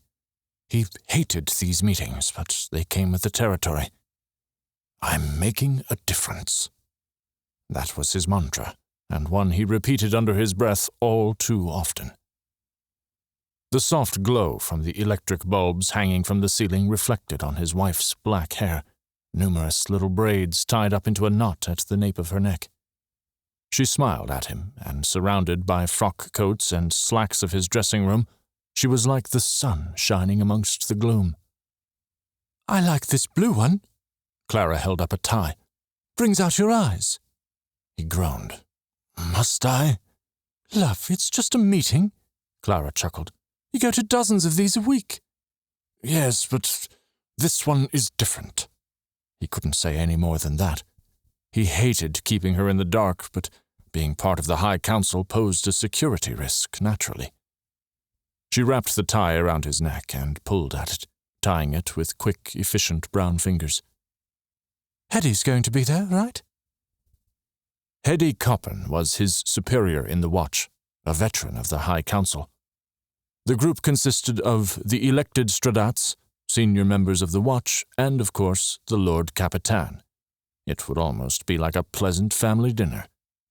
If by pleasant one meant a meal on the frozen tundra of the highest peak in the Narden Range. "You're right. I shouldn't be worried."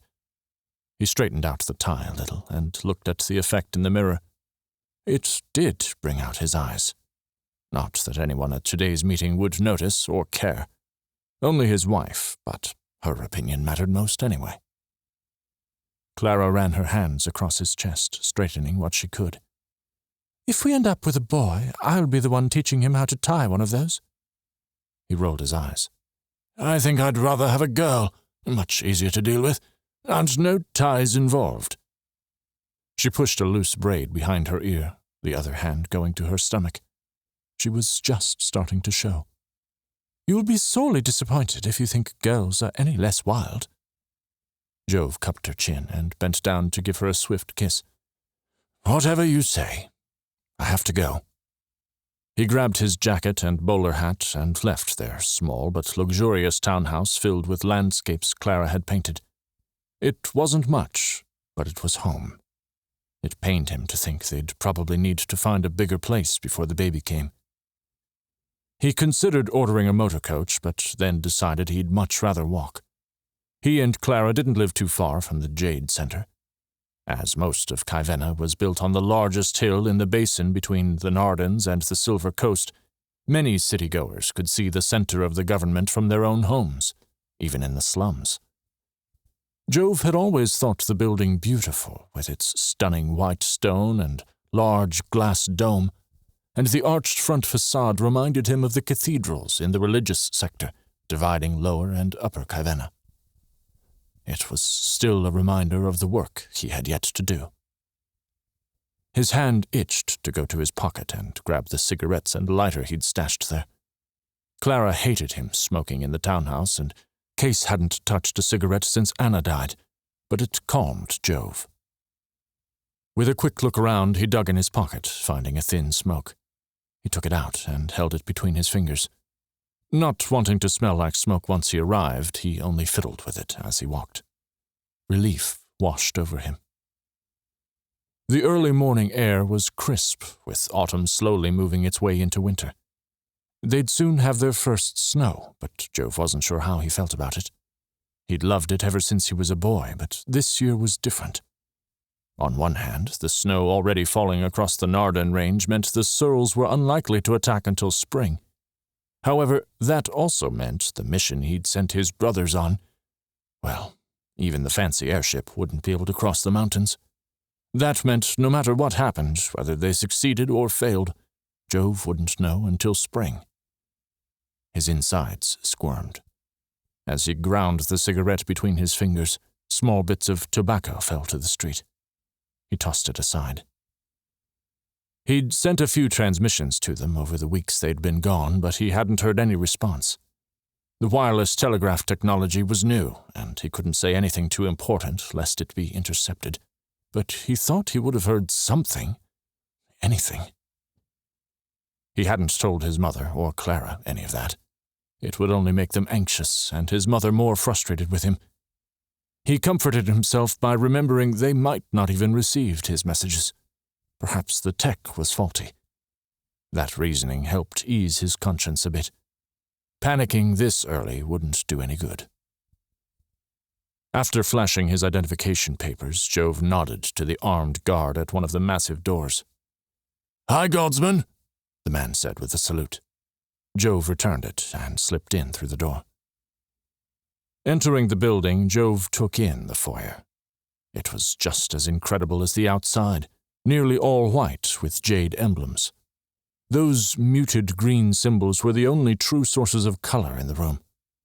Sometimes they were in the form of the classic tree inside the sun, which could also be found on military uniforms. Others, like the life ship, were more of a historical symbol. Each showed strength and power. But with what Jove knew, he understood it to all be bluster. He nodded to each guard as he climbed the grand staircase embellished with Zuprium accents. It had been built ages ago, when the mines hadn't been compromised and the money had been flowing in. When the stairs split into two at the first landing, Jove took the left staircase. As he got off on the second floor and turned the corner, he nearly smacked into a tall man dressed immaculately in a stiff suit. The Lord Capitan, his father. Harlan Shackley cut an impressive figure. The right side of his dark green coat weighed down with medals and ribbons. It wasn't as if the man's height, strong build, closely cropped gray hair, and mustache were enough. The Lord Capitan had worked his way up through the military, earning every promotion with literal blood and sweat. Jove had always been intimidated by him, and that hadn't changed as he'd grown up, not even when he'd become an important officer in the watch. One sharp look from the Lord Capitan's hazel eyes could still shoot an ice dagger into Jove's chest. He'd just gotten better at hiding it.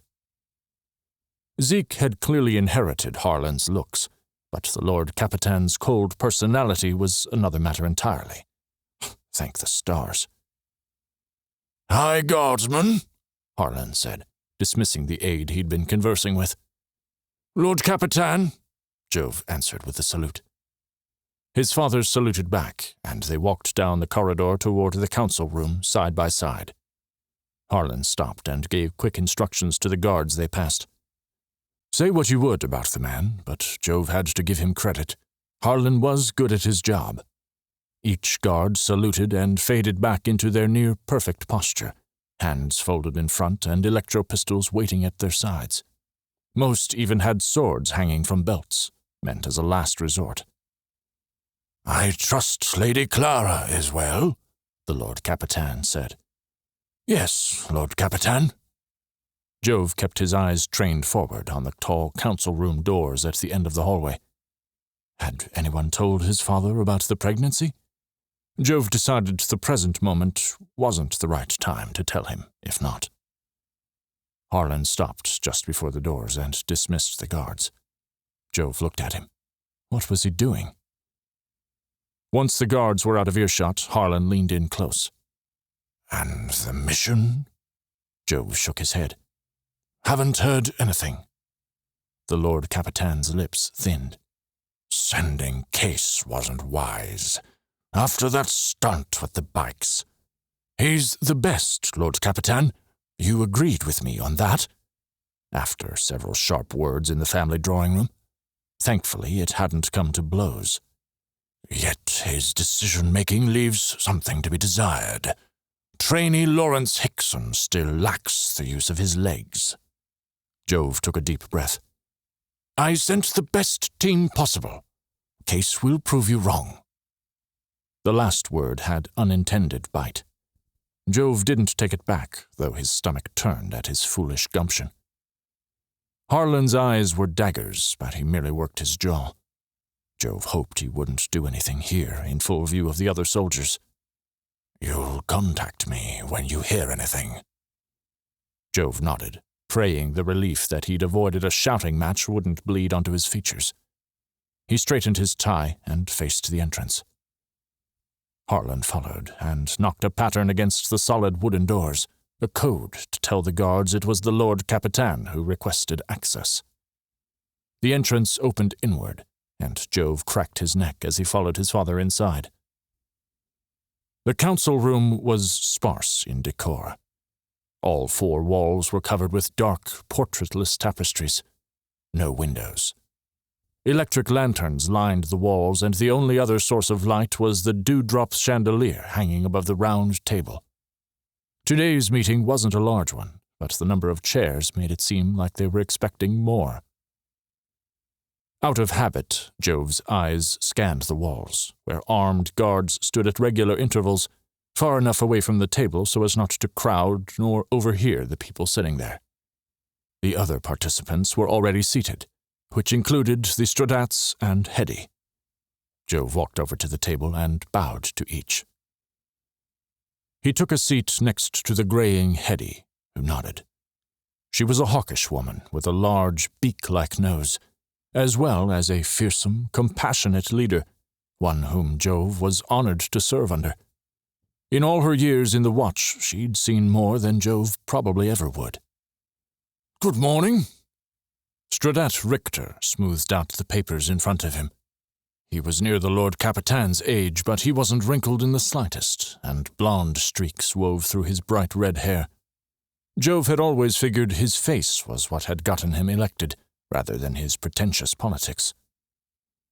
Harlan took the seat to Jove's right, and Jove tried to relax his tense muscles.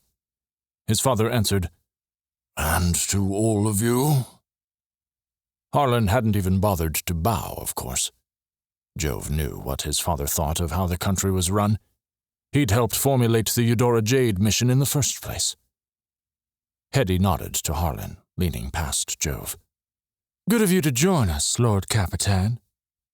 Jove hid a smirk. His father might have intimidated the Stradats, but Hetty could hold her own. "Now that you're both here, we'd like to get started." Stradat Sarson, the first ever elected woman to her station, tapped her fingers on the table. Her steel-gray hair pulled into a tight bun only enhanced the razor-thin scar, jutting out from the right corner of her mouth to her ear. She'd served under his father in the military for years, but Jove couldn't stand her. At least that was one thing he and Harlan had in common. "Loeffler, why don't you start?" Sarson asked, fingering her scar.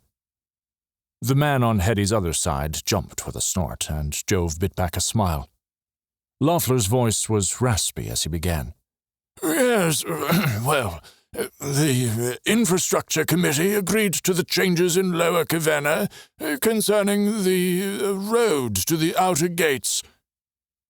The final member of the High Council, Stradat Loeffler, was a laggard old man whom Jove fully expected to fall over dead any day now. His memory was like a bucket riddled with holes, but a Stradat stayed in their position until death or retirement. Loeffler was unlikely to do either, as Kase liked to joke.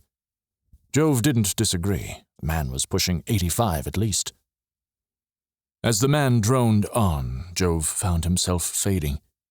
Usually he paid attention in important meetings such as this, but focusing today was nearly impossible. His mind wandered out into the city, toward home, toward the mountains, toward his brothers. Could he live with himself if something happened to them? Maybe he should have pondered on that more before assigning them to it. Not that he'd forced them. They'd been given a choice, somewhat. Even so, he wished he'd sent someone else, or even turned Hetty and his father down when they'd dreamed up the mission. The fact they'd agreed had been strange in and of itself, but Hetty was half the brains behind it, and Jove trusted her. "From my understanding, the cells have begun the process of mobilization. Please clarify, Lord Capitan," Richter said, pushing his red hair back from his forehead. The mention of Saraline brought Jove back to the present. "Does it simply have to do with our minds failing?" Harlan nodded. "I have more than one intelligence report saying their foot soldiers have begun amassing at Soladrid." "And do you expect movement other than that?" Sarson asked. A bit of light caught in the crevice of her scar. Harlan shook his head. "They're no match for our hovers. Besides, it'll take them a month or more to reach the border by foot." "But they have the technology," Sarson said, her voice chilly. "Surely after nearly 2 decades since that traitor Ezekiel Fairchild sold them—" Bringing up his mother's traitorous brother was a terrible idea, especially since it was Harlan's orders that had led to his execution. Sarson only brought it up to be petty, Jove guessed, because the Lord Capitan had refused to bow to her at the beginning of the meeting.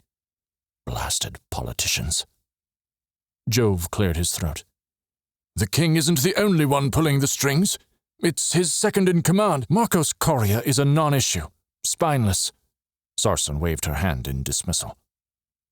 Hetty's jaw clenched before she spoke. "Coria will attack before spring, because, as you were saying, they have the technology. Our spies indicate they've been building a fleet of airships unlike anything we've seen before. Everyone here seems to be fond of forgetting that. Regardless if that information is true or not, They won't be able to traverse the passes in winter. Sarsen tried to counter. Our outer villages are in danger. He'll take them first, Richter interrupted, rubbing his short-cropped amber beard. They want our Zuprium. Harlan slammed his fist on the table, causing Jove's pencil to clatter to the floor. Of course they do. They're not all dullcups. If it'll keep your stars in your pocket, I'll send a couple squadrons to the border, but we're stretched thin as it is, seeing as enlistment is down. Lord Capitan, Jove interjected, hoping the others ignored his father's jab. As Stradat Sarsen was saying, the passes are treacherous this time of year. We won't be able to get a sizable force through until spring. Loeffler woke up loudly enough to nod. Maybe he wasn't so bad after all. That, or he had no clue what was said. Either way, Jove would take it. I can get our airships through. Harlan's fists were still clenched. Richter leaned forward. Is that our only option? I'd rather not risk any more of those, especially since the Eudora Jade is out of commission, and we don't know when or if we'll ever be able to restore our mines. People will die if we don't, Jove said quietly. The mountains are our best protection against invasion. Stradat Sarsen smoothed back her grey hair, her chest puffed out. All things considered, maybe conceding a little ground would allow us time to prepare. It would give us a chance to search for more Zuprium, which could be a good bargaining chip when the time comes. Heat rose in Jove's body. All those people left to the mercy of a foreign king? He gripped the arms of his chair. You'd sacrifice our own people? Sarsen straightened her papers with a firm tap. We have a full company stationed at Fort Achilles. They can handle any advancing force, and, if not, King Philip might be reasonable. Our agents in Solidrid say otherwise, Hetty said, her green eyes blazing. Sacrificing a few for the whole is not a viable solution. What does Tevruica say? Jove asked. Can we count on their support if it comes to war? Richter rubbed his temples. They have their own problems. I'd been hoping for more with my daughter Lavinia's betrothal. Their civil war wrecked them. Jove ran a hand over his face. How were they going to come to a consensus? Sometimes he wished they only had one person making the decisions. That way there was an actual decision made instead of all the posturing. But that didn't look so good in Saraline. That was also the reason Tevrubica was in such bad shape. Get one crazed, power-hungry dictator and you could kiss your free will goodbye. No wonder Hetty and his father were desperate to find the Yalvs and ally with them. Saraline didn't need whatever weapon the ancient natives had. Let's table this and reconvene tomorrow morning. Sarsen stood up. Lord Capitan, put together a plan to send soldiers across the passes in airships. I'll get my aides to pull stats about the outlying villages. Maybe there's something we can do. There is. All eyes flew to Harlan. Jove tilted his head. What else was there besides sending troops? And that is? Richter clenched his fist on top of the table. Harlan smoothed his mustache and leaned back in his seat. Use our spies and assassinate Philip, Coria, or whoever the stars you feel is most important. Kick 'em in the mouth. Chapter 14. Cold Tea. Kase. After confirming that Kase would fly directly south until they found some river to follow to what Hallie called Haddon's Pass, the Eudora Jade was in flight without her front windshield once more. Kase just hoped Jove's old map was accurate enough because he didn't want to keep flying forever. As he gripped the steering wheel in his clammy hands, he tried not to think about the storm or about the crash, but every ding of the control board thrust his heart into his throat. What if they hit something? Was their fuel too low? He'd switch it to all-electric soon. Should he do that now? Yet doing that might overstrain the ship's recently repaired engines, and Ebba would flay him alive. Kase cursed. What had gotten into him? Why couldn't he think straight? What's wrong? Skibbs asked. His eyes looked 3 sizes too big wearing his own goggles. He only kept Kase company at this point. His brain hadn't healed enough for flying. The dizzy spells were the worst, not to mention he still couldn't recall what had happened after the storm. Kase barely heard his friend over the wind rushing past his ears. Checking the fuel gauge, he shook his head. "When do you want me to land? We need to refuel soon." Skibbs narrowed his eyes, but he pushed himself out of the seat, presumably to converse with Zeke back in their chamber, though Skibbs was head of the mission. Kase kept his gaze straight ahead. All the people on the ship were counting on him. He could do this, but they needed to stop soon. Skibbs climbed back into his seat. "Land when you can." "Will do." Kase hoped the wind hid the relief bleeding into his reply. He scanned for anything remotely big enough for the ship. With any luck, they'd find something large enough for a runway, but the ship could use its hover capacities in a pinch. At that point, Kase didn't care which one he found first. Sweat beaded at his hairline, dripping and pooling on top of his goggles. He jerked, using his left hand to wipe his forehead. Surely he looked normal enough, right? With the ship flying much lower due to the missing windshield, anything past the carpet of treetops was difficult to see, but after a few more minutes the trees thinned and opened onto a spotted, shining expanse. Little fingers and splotches of land interrupted the water below like one of the abstract art pieces his mother hated. A bog was not an ideal place to set down the ship, but they were known to have an abundance of Yalvar fuel beneath the surface, and the Eudora needed fuel. He scanned the horizon for anything past the water-laden ground, only to discover that for the next several days they'd be flying over the bog. The distant mountains Hallie had shown him on the map were barely perceptible on the horizon, only peaks like daggers shrouded in blue mist. Haddon's Pass would be somewhere there, and beyond that, Mirai. And in Mirai they'd find the Yalvs. Once they found them, they could establish a Zuprium trade and an alliance. "I can do this." To his left, the forest ended as well, most trees giving way to shrubbery.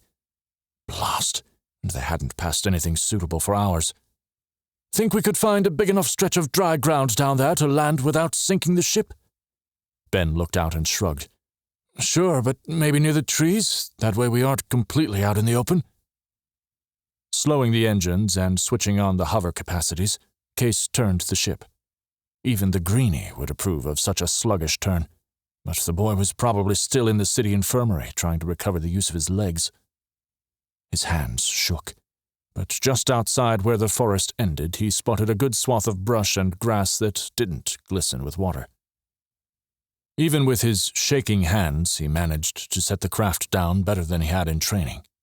He thrust his hands into his pockets once he'd landed and shut off the ship's engines. "Okay," Skibbs said, once everyone joined them in the cockpit a minute or two later. "Let's go ahead and start preparations for camp tonight. Ebba, will you take a look at the ship? Hallie, will you start preparing to cook?" Kase couldn't take his eyes away from the ground outside, from the watery puddles, from the shrubbery laced with tall waving grasses, though his vision blurred further as his heart raced higher. What in the stars had gotten into him? If he didn't get it together soon, he might as well tell the crew to leave him there to die. "Kase, can you hear me?" Zeke asked.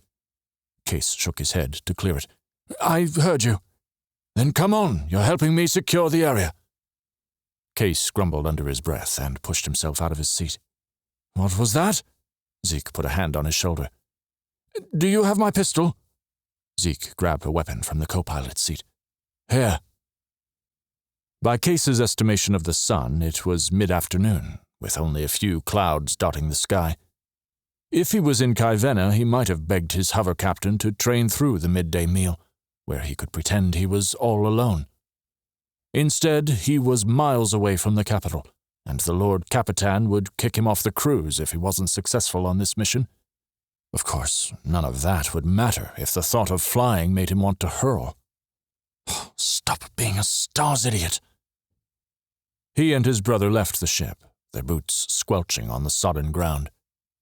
Kase looked back at Ebba. whose untucked trousers were soaked nearly to her knees as she tinkered with a panel. The Eudora jade didn't seem to be sinking into the ground, but Kase didn't think it'd be wise to stay here for long. What if it rained and flooded the already struggling engines? Zeke waved to Ebba, and she saluted with a wrench in hand. Kase knew the ship wasn't in the best shape, but how much more could she work on it? Once the uninterrupted view of the sky vanished with the trees, Kase relaxed. He didn't hate it, but the blasted blue mocked him with each cloud winking back. Every so often, Zeke would stop and break a twig on a smaller tree or bush. Moss covered most of the trees, and what open ground the brush didn't conceal. A dull chill waited in the wings, felt with every other breath. Bits of frost clung to the edges of a few of the leafy bushes. Kase shivered. He kept a tight grip on the handle of his electropistol. According to the map and Hallie, they were still days, if not weeks, away from finding the Yalvan city. An uneasy feeling like stone weighed heavy in Kase's stomach. This continent was mainly uninhabited by people, but apparently other terrifying creatures haunted the dark spaces between the trees. Kase really didn't fancy running into another dragon. What mythological monster was next? Goblins? Or maybe a cyclops like the one Odysseus had encountered? Shucks and stars. Walking through the woods like this with the goal of securing the area wouldn't help against any of those. Unless the Searles had somehow followed them over the ocean. "You don't know anything about the battle at Sashiera, do you?" Zeke asked suddenly. He turned off his pistol and stuffed it into the holster attached to his right leg. Kase ran a hand through his hair, trying to shake the mental image of himself as Odysseus hiding under a sheep to escape a cyclops' cave. "No. I'll never forget it." Zeke crossed his arms and inspected the canopy of leaves above. Kase tilted his head. "Okay. I wasn't supposed to be in any real fighting for months, but the Searles attacked a border village. I didn't think anyone outside the military had been told about it." "And your point?" His brother met his eyes once more. Kase avoided the hazel depths. The serious tone and lack of spark reminded him of their father. "The point," Zeke said with a deep breath, "is I killed my first man as I made a tourniquet for another's leg. I heard someone behind me, unsheathed my sword, and swung for all I was worth. The sights, the sounds, everything still haunts me."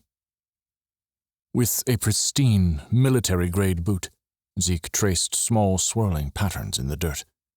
The soft mud ate away at its previous polished shine. "You're scared to fly." "No, I'm not." Kase gripped his pistol firmly. Zeke's stare pinned him in place. "You are. But before you get upset, know this has happened to billions of people since the beginning of time. Some call it battle fright. But I've never been in a battle." Zeke shook his head.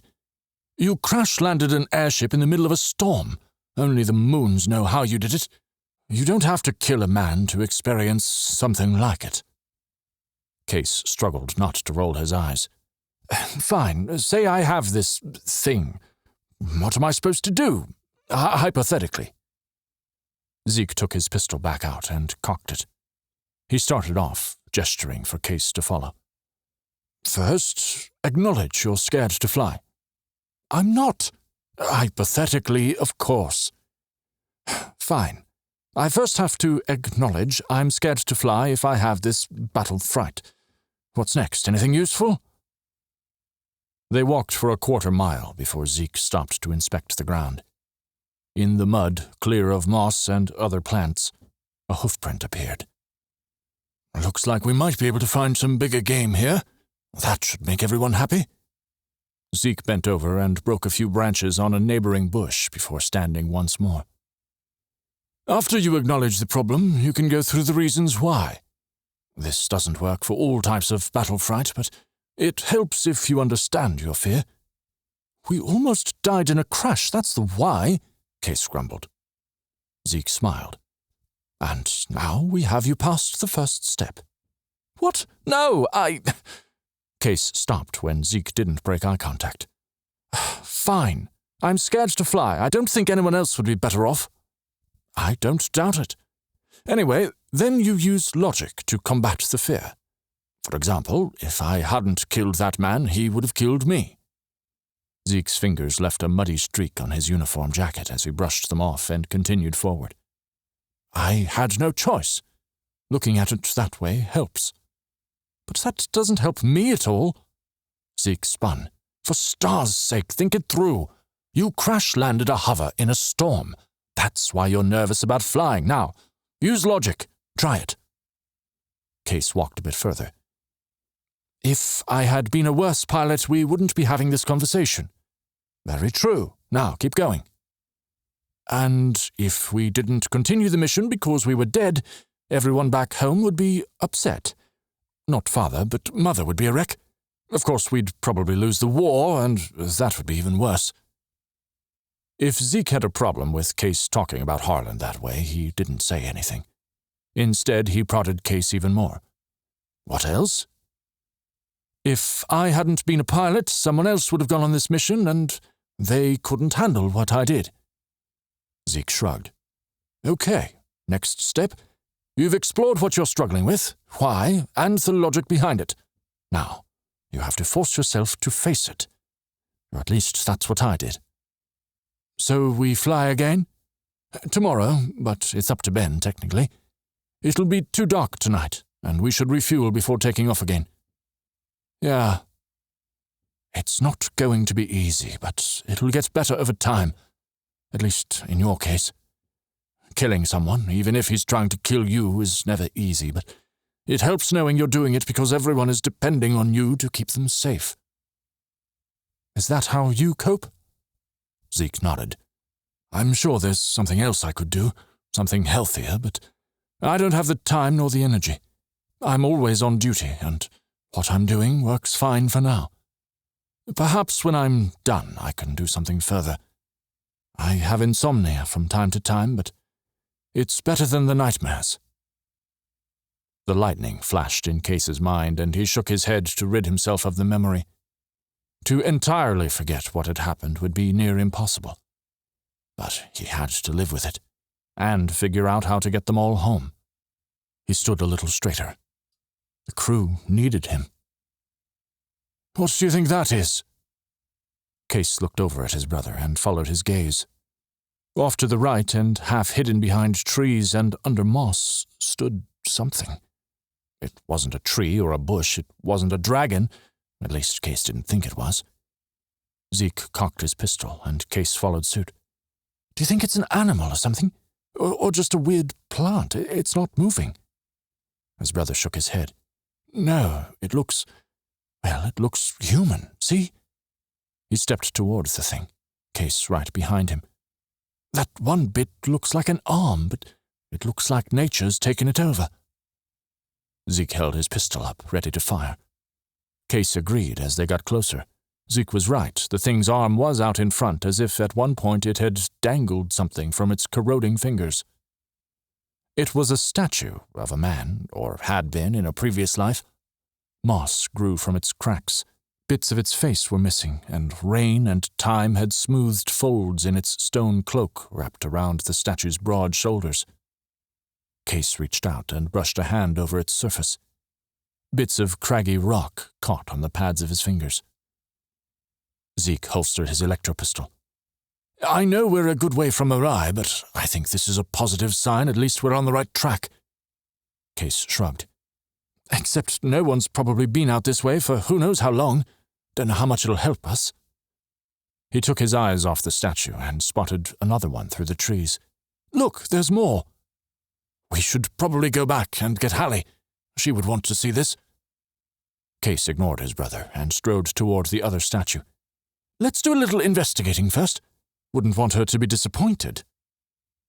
Zeke followed, and once they reached the next statue, they discovered another. Each one was in a state of ruin like the first. Case and Zeke moved through the trees, following the path of statues until finally it led to a small clearing and towering cliff face.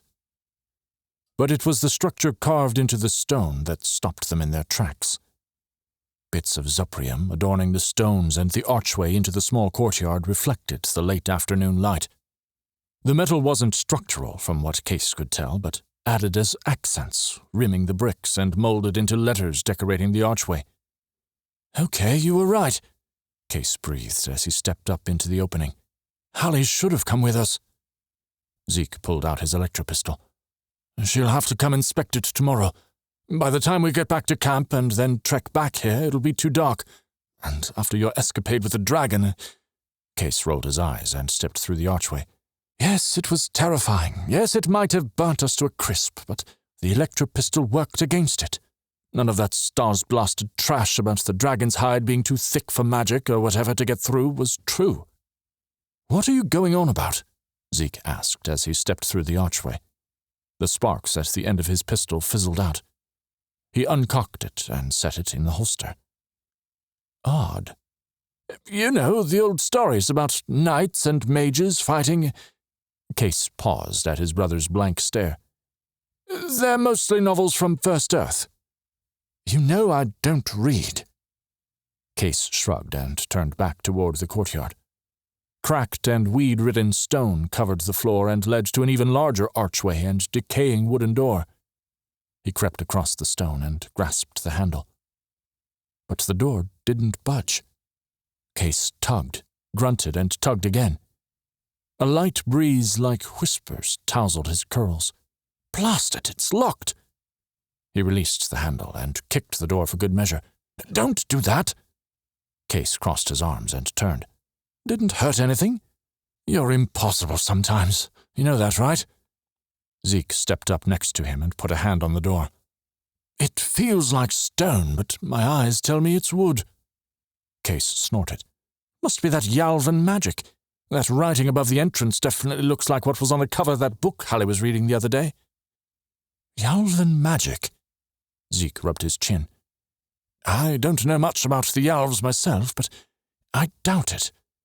If they supposedly had all that power, why run away to Tassava? Why not blast us with fire or turn us all into rodents?" "You really should read more," Kase said with a laugh. "But maybe Alli can tell us what this all is. We should head back and finish our route." Zeke led him out of the courtyard and into the forest once more. At the edge of the trees, Kase chanced to look back. The structure hadn't changed, but the breeze picked up again. A breeze that nearly sounded like words in his ears. Kase shivered. While the Bay of Storms and the dragon had been terrifying enough, he had a feeling, whatever the structure was, it would be worse. After they covered their assigned territory with no other incidents or signs of danger, the duo headed toward the ship, using bits of broken branches and twigs Zeke had left behind to mark their path. Coming out of the trees, the Eudora loomed in front of them, its exterior gleaming. Even with the crash, the outside was still in pretty good shape. The marvels of technology, Kase supposed. Ebba appeared, a grease-streaked rag in hand, the sun's dying red glow making her skin appear even darker. "Everything seems to be okay. Nothing loose, missing, or busted. We're running low on fuel, though. You were right. And this bog will have some of the best fuel if you can somehow avoid mixing too much water with it." Zeke raised a brow, walking past her to enter the ship. Kase nodded. "I'll do that tomorrow." Ebba smiled at the ship. "She's just beautiful. Eudora's gonna spoil me." Kase shrugged. Footsteps came from the staircase ramp, and Alli waved. "Would one of you get the fire going?" Kase looked at Ebba, then back at Alli. He dreaded another night of her cooking, but he wasn't up to volunteering. And, judging by the silence, neither was anyone else. He sighed. "Did you ask Skibbs if it'd be okay? We don't want to alert anyone to our position, and using more of our reserved wood might be costly later on." "He found some dry wood at the edge of the forest and said it was fine as long as we started it now, so hurry!" Alli scrambled back up the steps.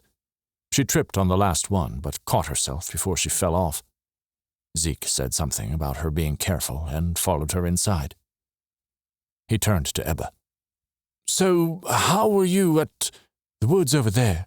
She stretched and pointed. Why didn't Skibbs start it? Said he had a headache. She shrugged. Here's the flint. You should be able to use some of that thick brush for kindling. It's mostly dry now.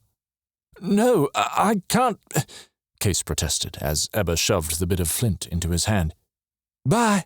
Ebba scurried off toward the ship before he could protest. Blast it. Kase looked down at the offending rock in his hand. Scars from pocket knives used to light fires marred its dark surface. Most blades wouldn't dent even the weakest Zuprium. The near-mystical metal was a boon of a find for the descendants of First Earth after living centuries without any way to make their technology work properly. It was amazing how many leaps and bounds Jade's engineer corps had made. Kase ran his thumb over the marks marring the flint. His knife weighed 1,000 pounds in his pocket. He could do this. The first settlers and their descendants dealt with worse hardships, and they'd brought humanity from the brink of extinction, slowly and over the course of a millennium, but they'd done it. Kase Shackley could light a fire. It wasn't difficult. He'd watched Ben and his brother start one dozens of times in the past few weeks. He stuffed the flint in his jacket pocket and looked around for the wood Ebba had pointed to. The wet earth beneath him dampened the knees of his trousers as Kase used one of the sturdier bits of wood to dig a small pit. The bottom of the shallow hole filled with water from the ground. Blasting shocks! He moved over a bit, didn't dig a hole, and stacked the wood in what he thought was a good formation, all coming to a point without the pit underneath, and tucked the kindling in the spaces between. Maybe if he simply tried to light it that way? The wet ground would prevent the fire from spreading, and he only needed it to last long enough to make dinner, right? Fishing the flint and his knife from his pockets, he gripped them loosely in his hands. His breaths came faster. He tightened his hold on the flint as he flicked open the knife. You can do this, he whispered to himself. If you don't, you'll have to eat something cold and probably wet. Yet, as he scraped the knife across the surface of the flint, screams echoed in his mind. Flames grew at the corners of his eyes. Blood coated his hands in a memory he could never forget. It's your fault. Kase blinked hard, bringing himself back to the present. The damp, earthy smell assaulted his senses, and a breeze chilled the sweat on his face. He stood, dropping the flint and pocketing his knife. Where was Zeke? He could light the fire, couldn't he? As he climbed into the ship, voices filtered from the food storage. Hallie laughed at something his brother said, each peal like a soft bell. With a scowl, Kase peeked in. He coughed when they didn't notice him. Zeke, come here a sec. Sure. Zeke turned back to Hallie, a crooked grin on his face that Kase had never seen before. Don't get any wise ideas about those potatoes now. She grinned. Wouldn't dream of it, Sir Lieutenant Colonel. Instead of waiting for him to follow, Kase strode into the corridor, not liking the feeling in his chest. What were they thinking? Now was hardly the right time to be flirting. Moons above. After a few seconds, Zeke joined him, still smiling in a way that made Kase's stomach churn. What is it? Kase relaxed his fists, trying to control his tone. Would you start the fire? I've set up the wood, and the flint is out there beside it. Zeke stared at him a moment, confusion darkening his brow.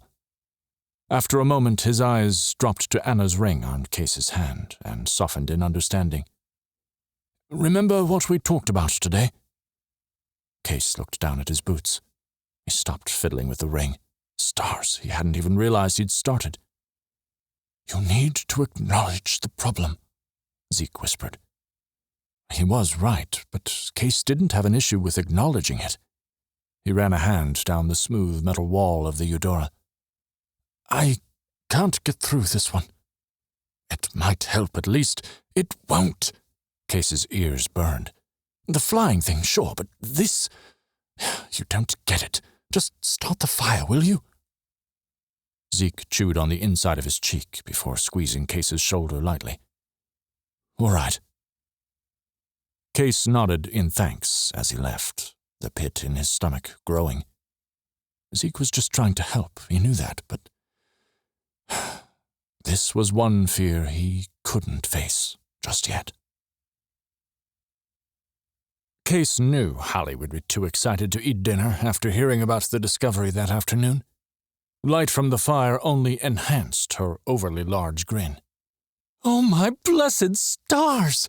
she squealed. "Are you sure they were genuine ruins?" Kase shrugged.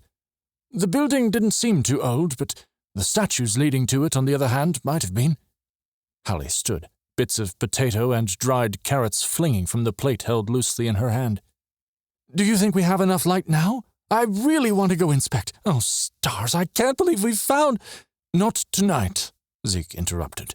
"You and Kase lost that privilege."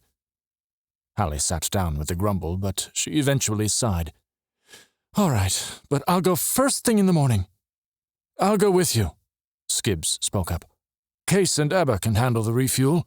Zeke can keep watch here, but remember, we can't waste too much time here if we want to finish this mission before winter sets in. I'm well enough to shoot a pistol." He threw the unsalvageable scraps of his dinner into the fire. It crackled and spat a few sparks before returning to normal. Even though Kase hadn't lit the fire himself, he didn't appreciate the mocking flames. Using Zeke's method, he found that once he put his mind to it, he could easily work through the crash. Maybe because he'd been able to put his superior skills to the test. Maybe it was because no one had died. In any case, he'd been able to do the same with the fire, but as soon as the flames began to flicker in his mind, his heart drummed too loudly against his ribcage. Trying to calm himself, he focused on the forest surrounding them. It didn't work. Like he'd told Zeke, he didn't have a problem acknowledging what had happened. It was just everything else. "Well, if that's all settled—" Ebba's curls escaped from her bun and bounced as she stood abruptly, spinning a length of twine around the fingers of her uninjured hand. Her voice echoed loudly off the nearby trees. "Any of you want to challenge the sling master?" Kase shook his head.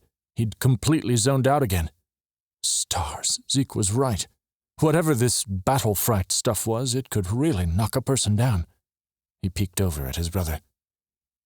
Zeke chuckled as he finished the last of his dinner and dusted his fingers on his trousers.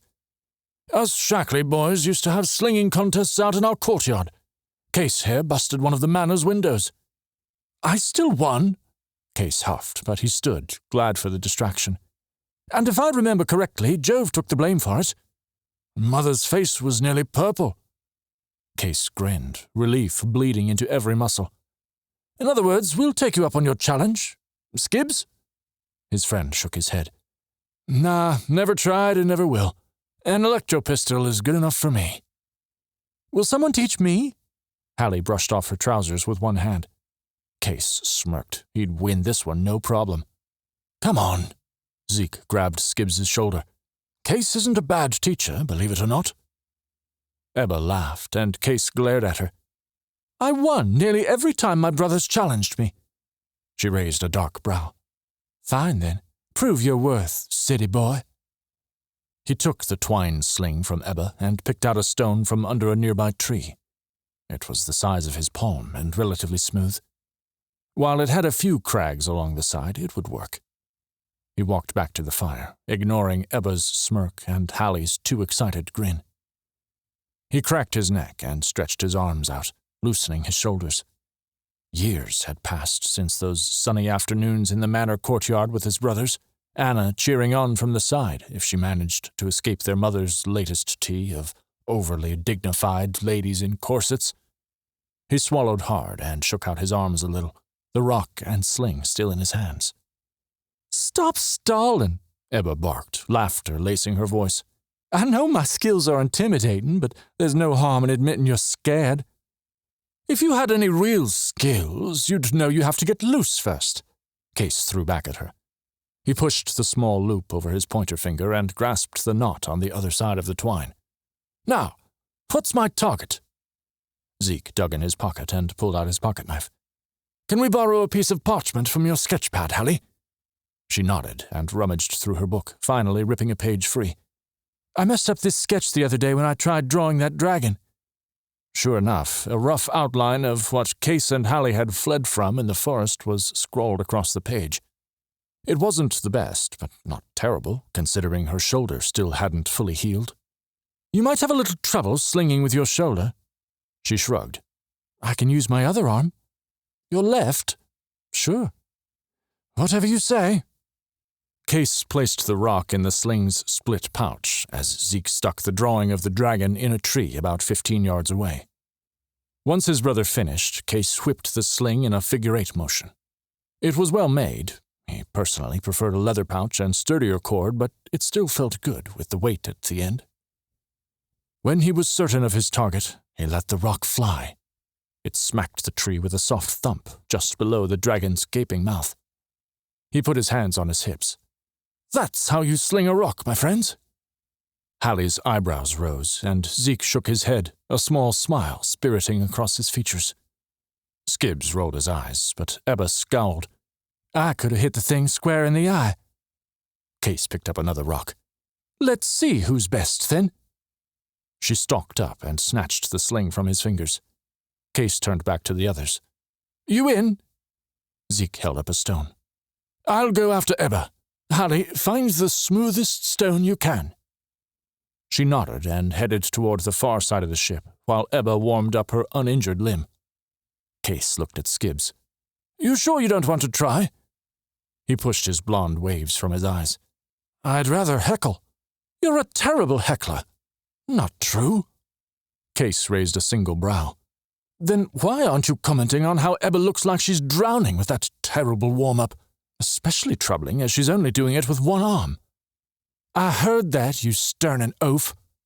Skibbs let out a small laugh. "I was planning on only heckling you. You're an easy target."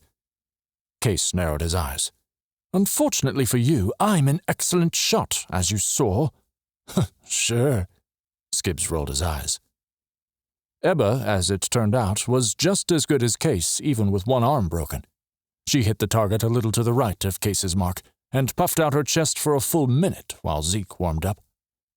Kase's brother was a little worse, hitting the edge of the parchment tacked to the tree, and Skibbs broke his only heckle Kase rule and ribbed on Zeke for being the soldier with the worst aim. His brother only laughed.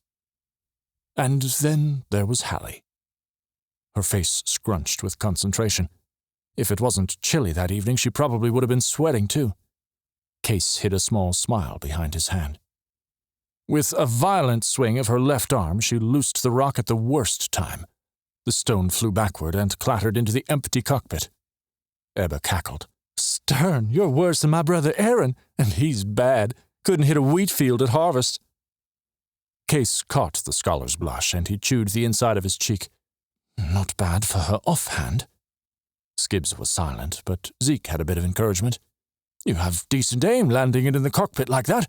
Next time you should—" Kase stepped forward, drowning out his brother's next words. "His advice will probably be crap. Sorry, Zeke." His brother waved a hand and went about trying to find another rock for Alli, while Ebba inspected the target to make sure it was still secure to the tree. Skibbs poked a stick at the fire, sparks flying up in the air and disappearing into the dusky sky. "You're better off learning from an expert," Kase continued, if only to break the awkward silence.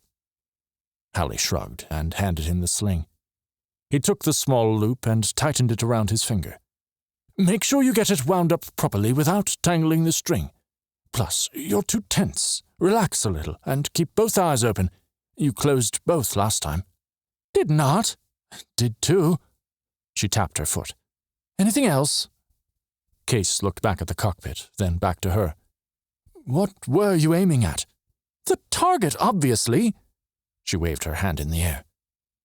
Still holding the sling in his fingers, Kase walked to the tree and jammed a finger in the center of the target. "You don't aim for the entire thing. Focus here." "But that's so small. There's no way I'll hit that." Zeke ambled back, offering her another stone. "Listen to him. He's right." She took in a loud breath through her nose before returning to Kase. He straightened his shoulders and pointed again at the center of the target. "Focus on this little area with his eye. Even if you miss, you'll still hit the target as a whole." I guess that makes sense. He picked up another rock and strode back to her. Relax. Keep both eyes open. Aim for the center of the target. And remember, you're a beginner, so don't try to get too fancy with the sling. Here, do this. Kase placed his rock in the pouch and held it, pointing it directly at the target. Put your off foot slightly in front of the other and square your shoulders. Once you're ready, pull the sling back. He slung the rock back and rolled his shoulder forward, the ammunition following his movements a second behind. Then release just above the target while your hand is still in motion. The rock hit the target with a smack, just below the dragon's eye, according to Ebba's groan. I guess that was decent. He grinned and held out the sling to Hallie. Got it? She bit her lip but nodded, taking the twine from him. She looped the ring around her middle finger, and Kase quickly grabbed her hand, pulling the twine off. While cold, her skin was soft without the calluses of Kase's own. Not that way. Put it around your index finger. Oh. Her voice was strained as he tightened the loop on her other finger. He let go and handed her the other end, pointing to the knot. Hold this between your index and thumb. Not too tightly, just enough so it doesn't fling the rock before you're ready. She nodded again, setting the rock into the pouch. Then what? He pointed to her feet. If you're slinging with your left hand, put your right foot forward. Good. Now, hold the rock away from you and aim it at the center of the target. Hallie still looked skeptical, but she followed his instructions, the tip of her tongue peeking out the corner of her mouth. Zeke walked up behind Kase, staying out of harm's way. Don't forget to keep both eyes open. Kase bit his tongue on a retort. When you're ready, hold on to it tightly, sling it back and then forward, letting go just above your target. After taking a few deep breaths, Hallie slung her arm back, her tongue still poking out. The smack on the tree was lost in Hallie's jubilant shout. I did it! Ebba gasped. You hit the eye! Hallie bounced on the balls of her feet. She turned to Kase. Did you see that? Great shocks, I saw it. It was beginner's luck, but she'd beaten them all with that shot. He couldn't help but smile. Think what you'll be able to do if you keep practicing. Hallie beamed as she raced over to the parchment and inspected her handiwork. Kase watched her go, a hint of pride bubbling up in his chest. Zeke put a hand on his shoulder. I knew you were a good teacher. Maybe there's hope for me yet. Hallie. Settled with her sketchpad, Hallie was on watch that night for the first few hours. Part of her was glad the rest of the crew trusted her enough to do the task, but the bigger half was uneasy. She was pitiful with the electropistol at best, so hopefully her shouts would be enough to get the others to come running if she needed help. However, she still had Ebba's sling beside her and a stone, so maybe she'd have another stroke of luck if she was forced to fight something. The light-hearted moments of a few hours ago had disappeared with the sun. No matter how hard she wished they wouldn't, even the thought of exploring a potential Yalvan ruin in the morning didn't banish her memories. Tomorrow would mark 3 years since Jack's death. The 23rd of October. 3 years, and she still felt a deep sting in her chest. 1,000 years wouldn't be long enough for her to get over it. Sometimes she wondered about the different life she would have led if Jack had survived. She usually didn't let it bother her too much, but the anniversary, well, she was only human. If Jack hadn't died, she wouldn't have attended university. She would have stayed home, her brother taking the savings and heading to school. If Jack hadn't died, her parents wouldn't have hidden away in their inn, happy to let their daughter do whatever she wanted out in the world without a care. That seemed backward to Hallie, but she supposed she should be grateful. If they'd known about the Eudora mission beforehand, they might have argued with her about it, if they'd cared enough to try. But the other thought, the worst of them all, flashed in her mind, like it did most times when she'd let her guard down. If Jack hadn't died, she would have been perfectly content running the inn. She would have been married to Niels. She never would have known an entirely new world awaited her in Kaivenna. And when she thought about that, a part of her was relieved Her brother was dead. She was a horrible excuse for a sister, maybe even the worst kind of person for even thinking that. She shivered. Leaning forward to turn up the lantern, Alli pulled her jacket closer around her. Thankfully, they'd found a spare one in one of the compartments, as the other had woken the dragon. Too bad they couldn't leave the fire burning through the night. Ben's reasons made sense, but she doubted the Searles had made it through the Bay of Storms. They didn't have Kase to fly them. Unless they'd figured out another way through. Trying to focus on her sketch of the Eudora she'd started a few days ago, she bit her lip, hoping to tame the sloppy lines into something coherent. Her fingers shook from the cold. Her breaths puffed out, a crystalline mist above her lips. The moonlight fell in fractures through the clouds above and onto the page, waltzing with the lantern light. Gracious day, she growled and ripped out the page. Crumpling it, she tossed it over her shoulder onto the open walkway of the ship. When would her shoulder heal enough for her to sketch again? All her lines looked as if inebriated ants had trampled across her page. What did that parchment ever do to you? Zeke stood in the doorway, 2 steaming cups in his hands. She forced a smile, even as her teeth chattered. It doesn't want to be properly sketched on. I had to punish it. Ah, Zeke said, handing her a cup and squeezing past. Makes perfect sense. Alli curled her hands around the hot drink. She breathed in the bittersweet tang of tea. Thank you. I forgot my gloves inside, but where did you get the hot water? The tall soldier pulled up a mossy log they'd used as a seat earlier and sat below her. We appreciate you sacrificing your hands for our safety, but it's okay if you fetch them. As for the hot water, I found a small burner buried in the storage closet. It's not large enough to do much more than a couple cups of tea, but... Alli took a sip. I'm not complaining. Thank you, again. I didn't expect anyone else to be awake. Zeke ruffled his hand through his caramel-colored hair. Alli had to blink for a moment to make sure it wasn't Kase sitting in front of her, and she hoped the unexpected heat on her cheeks wasn't visible in the dim light of the lantern. Kase was probably deeply asleep, unaware his snores could wake the dead, not out here being thoughtful for once. Zeke rested his head on his drink. I had a weird dream and couldn't go back to sleep. Figured you'd appreciate the hot drink. Oh, I do. I feel particularly privileged for being gifted one of the coveted tea bags. Zeke laughed. True. This was a good occasion for it, since I went ahead and made myself a cup. So you gave me one because you didn't want to be the only one in trouble? And it's appropriate that the slinging master receive some sort of prize. Zeke took a sip of his tea. The daintiness of the cup didn't match his strong demeanor. Setting hers on the stair, she stood, stretching her legs. She cursed as the pencil and sketchpad hit the ground with a muffled thump. Why do I always do that? She bent to pick them up the same time Zeke did. He got up to help, but she held up a hand. It's okay. I've got it. Sorry, he smiled. Just trying to be a gentleman. Alli laughed. Oh, do I long for the days of polite society. She set the drawing utensils next to her cup and jogged in place to warm herself up. They were getting closer and closer to winter by the day, and that made her nervous. How much further did they have before they reached Mirai?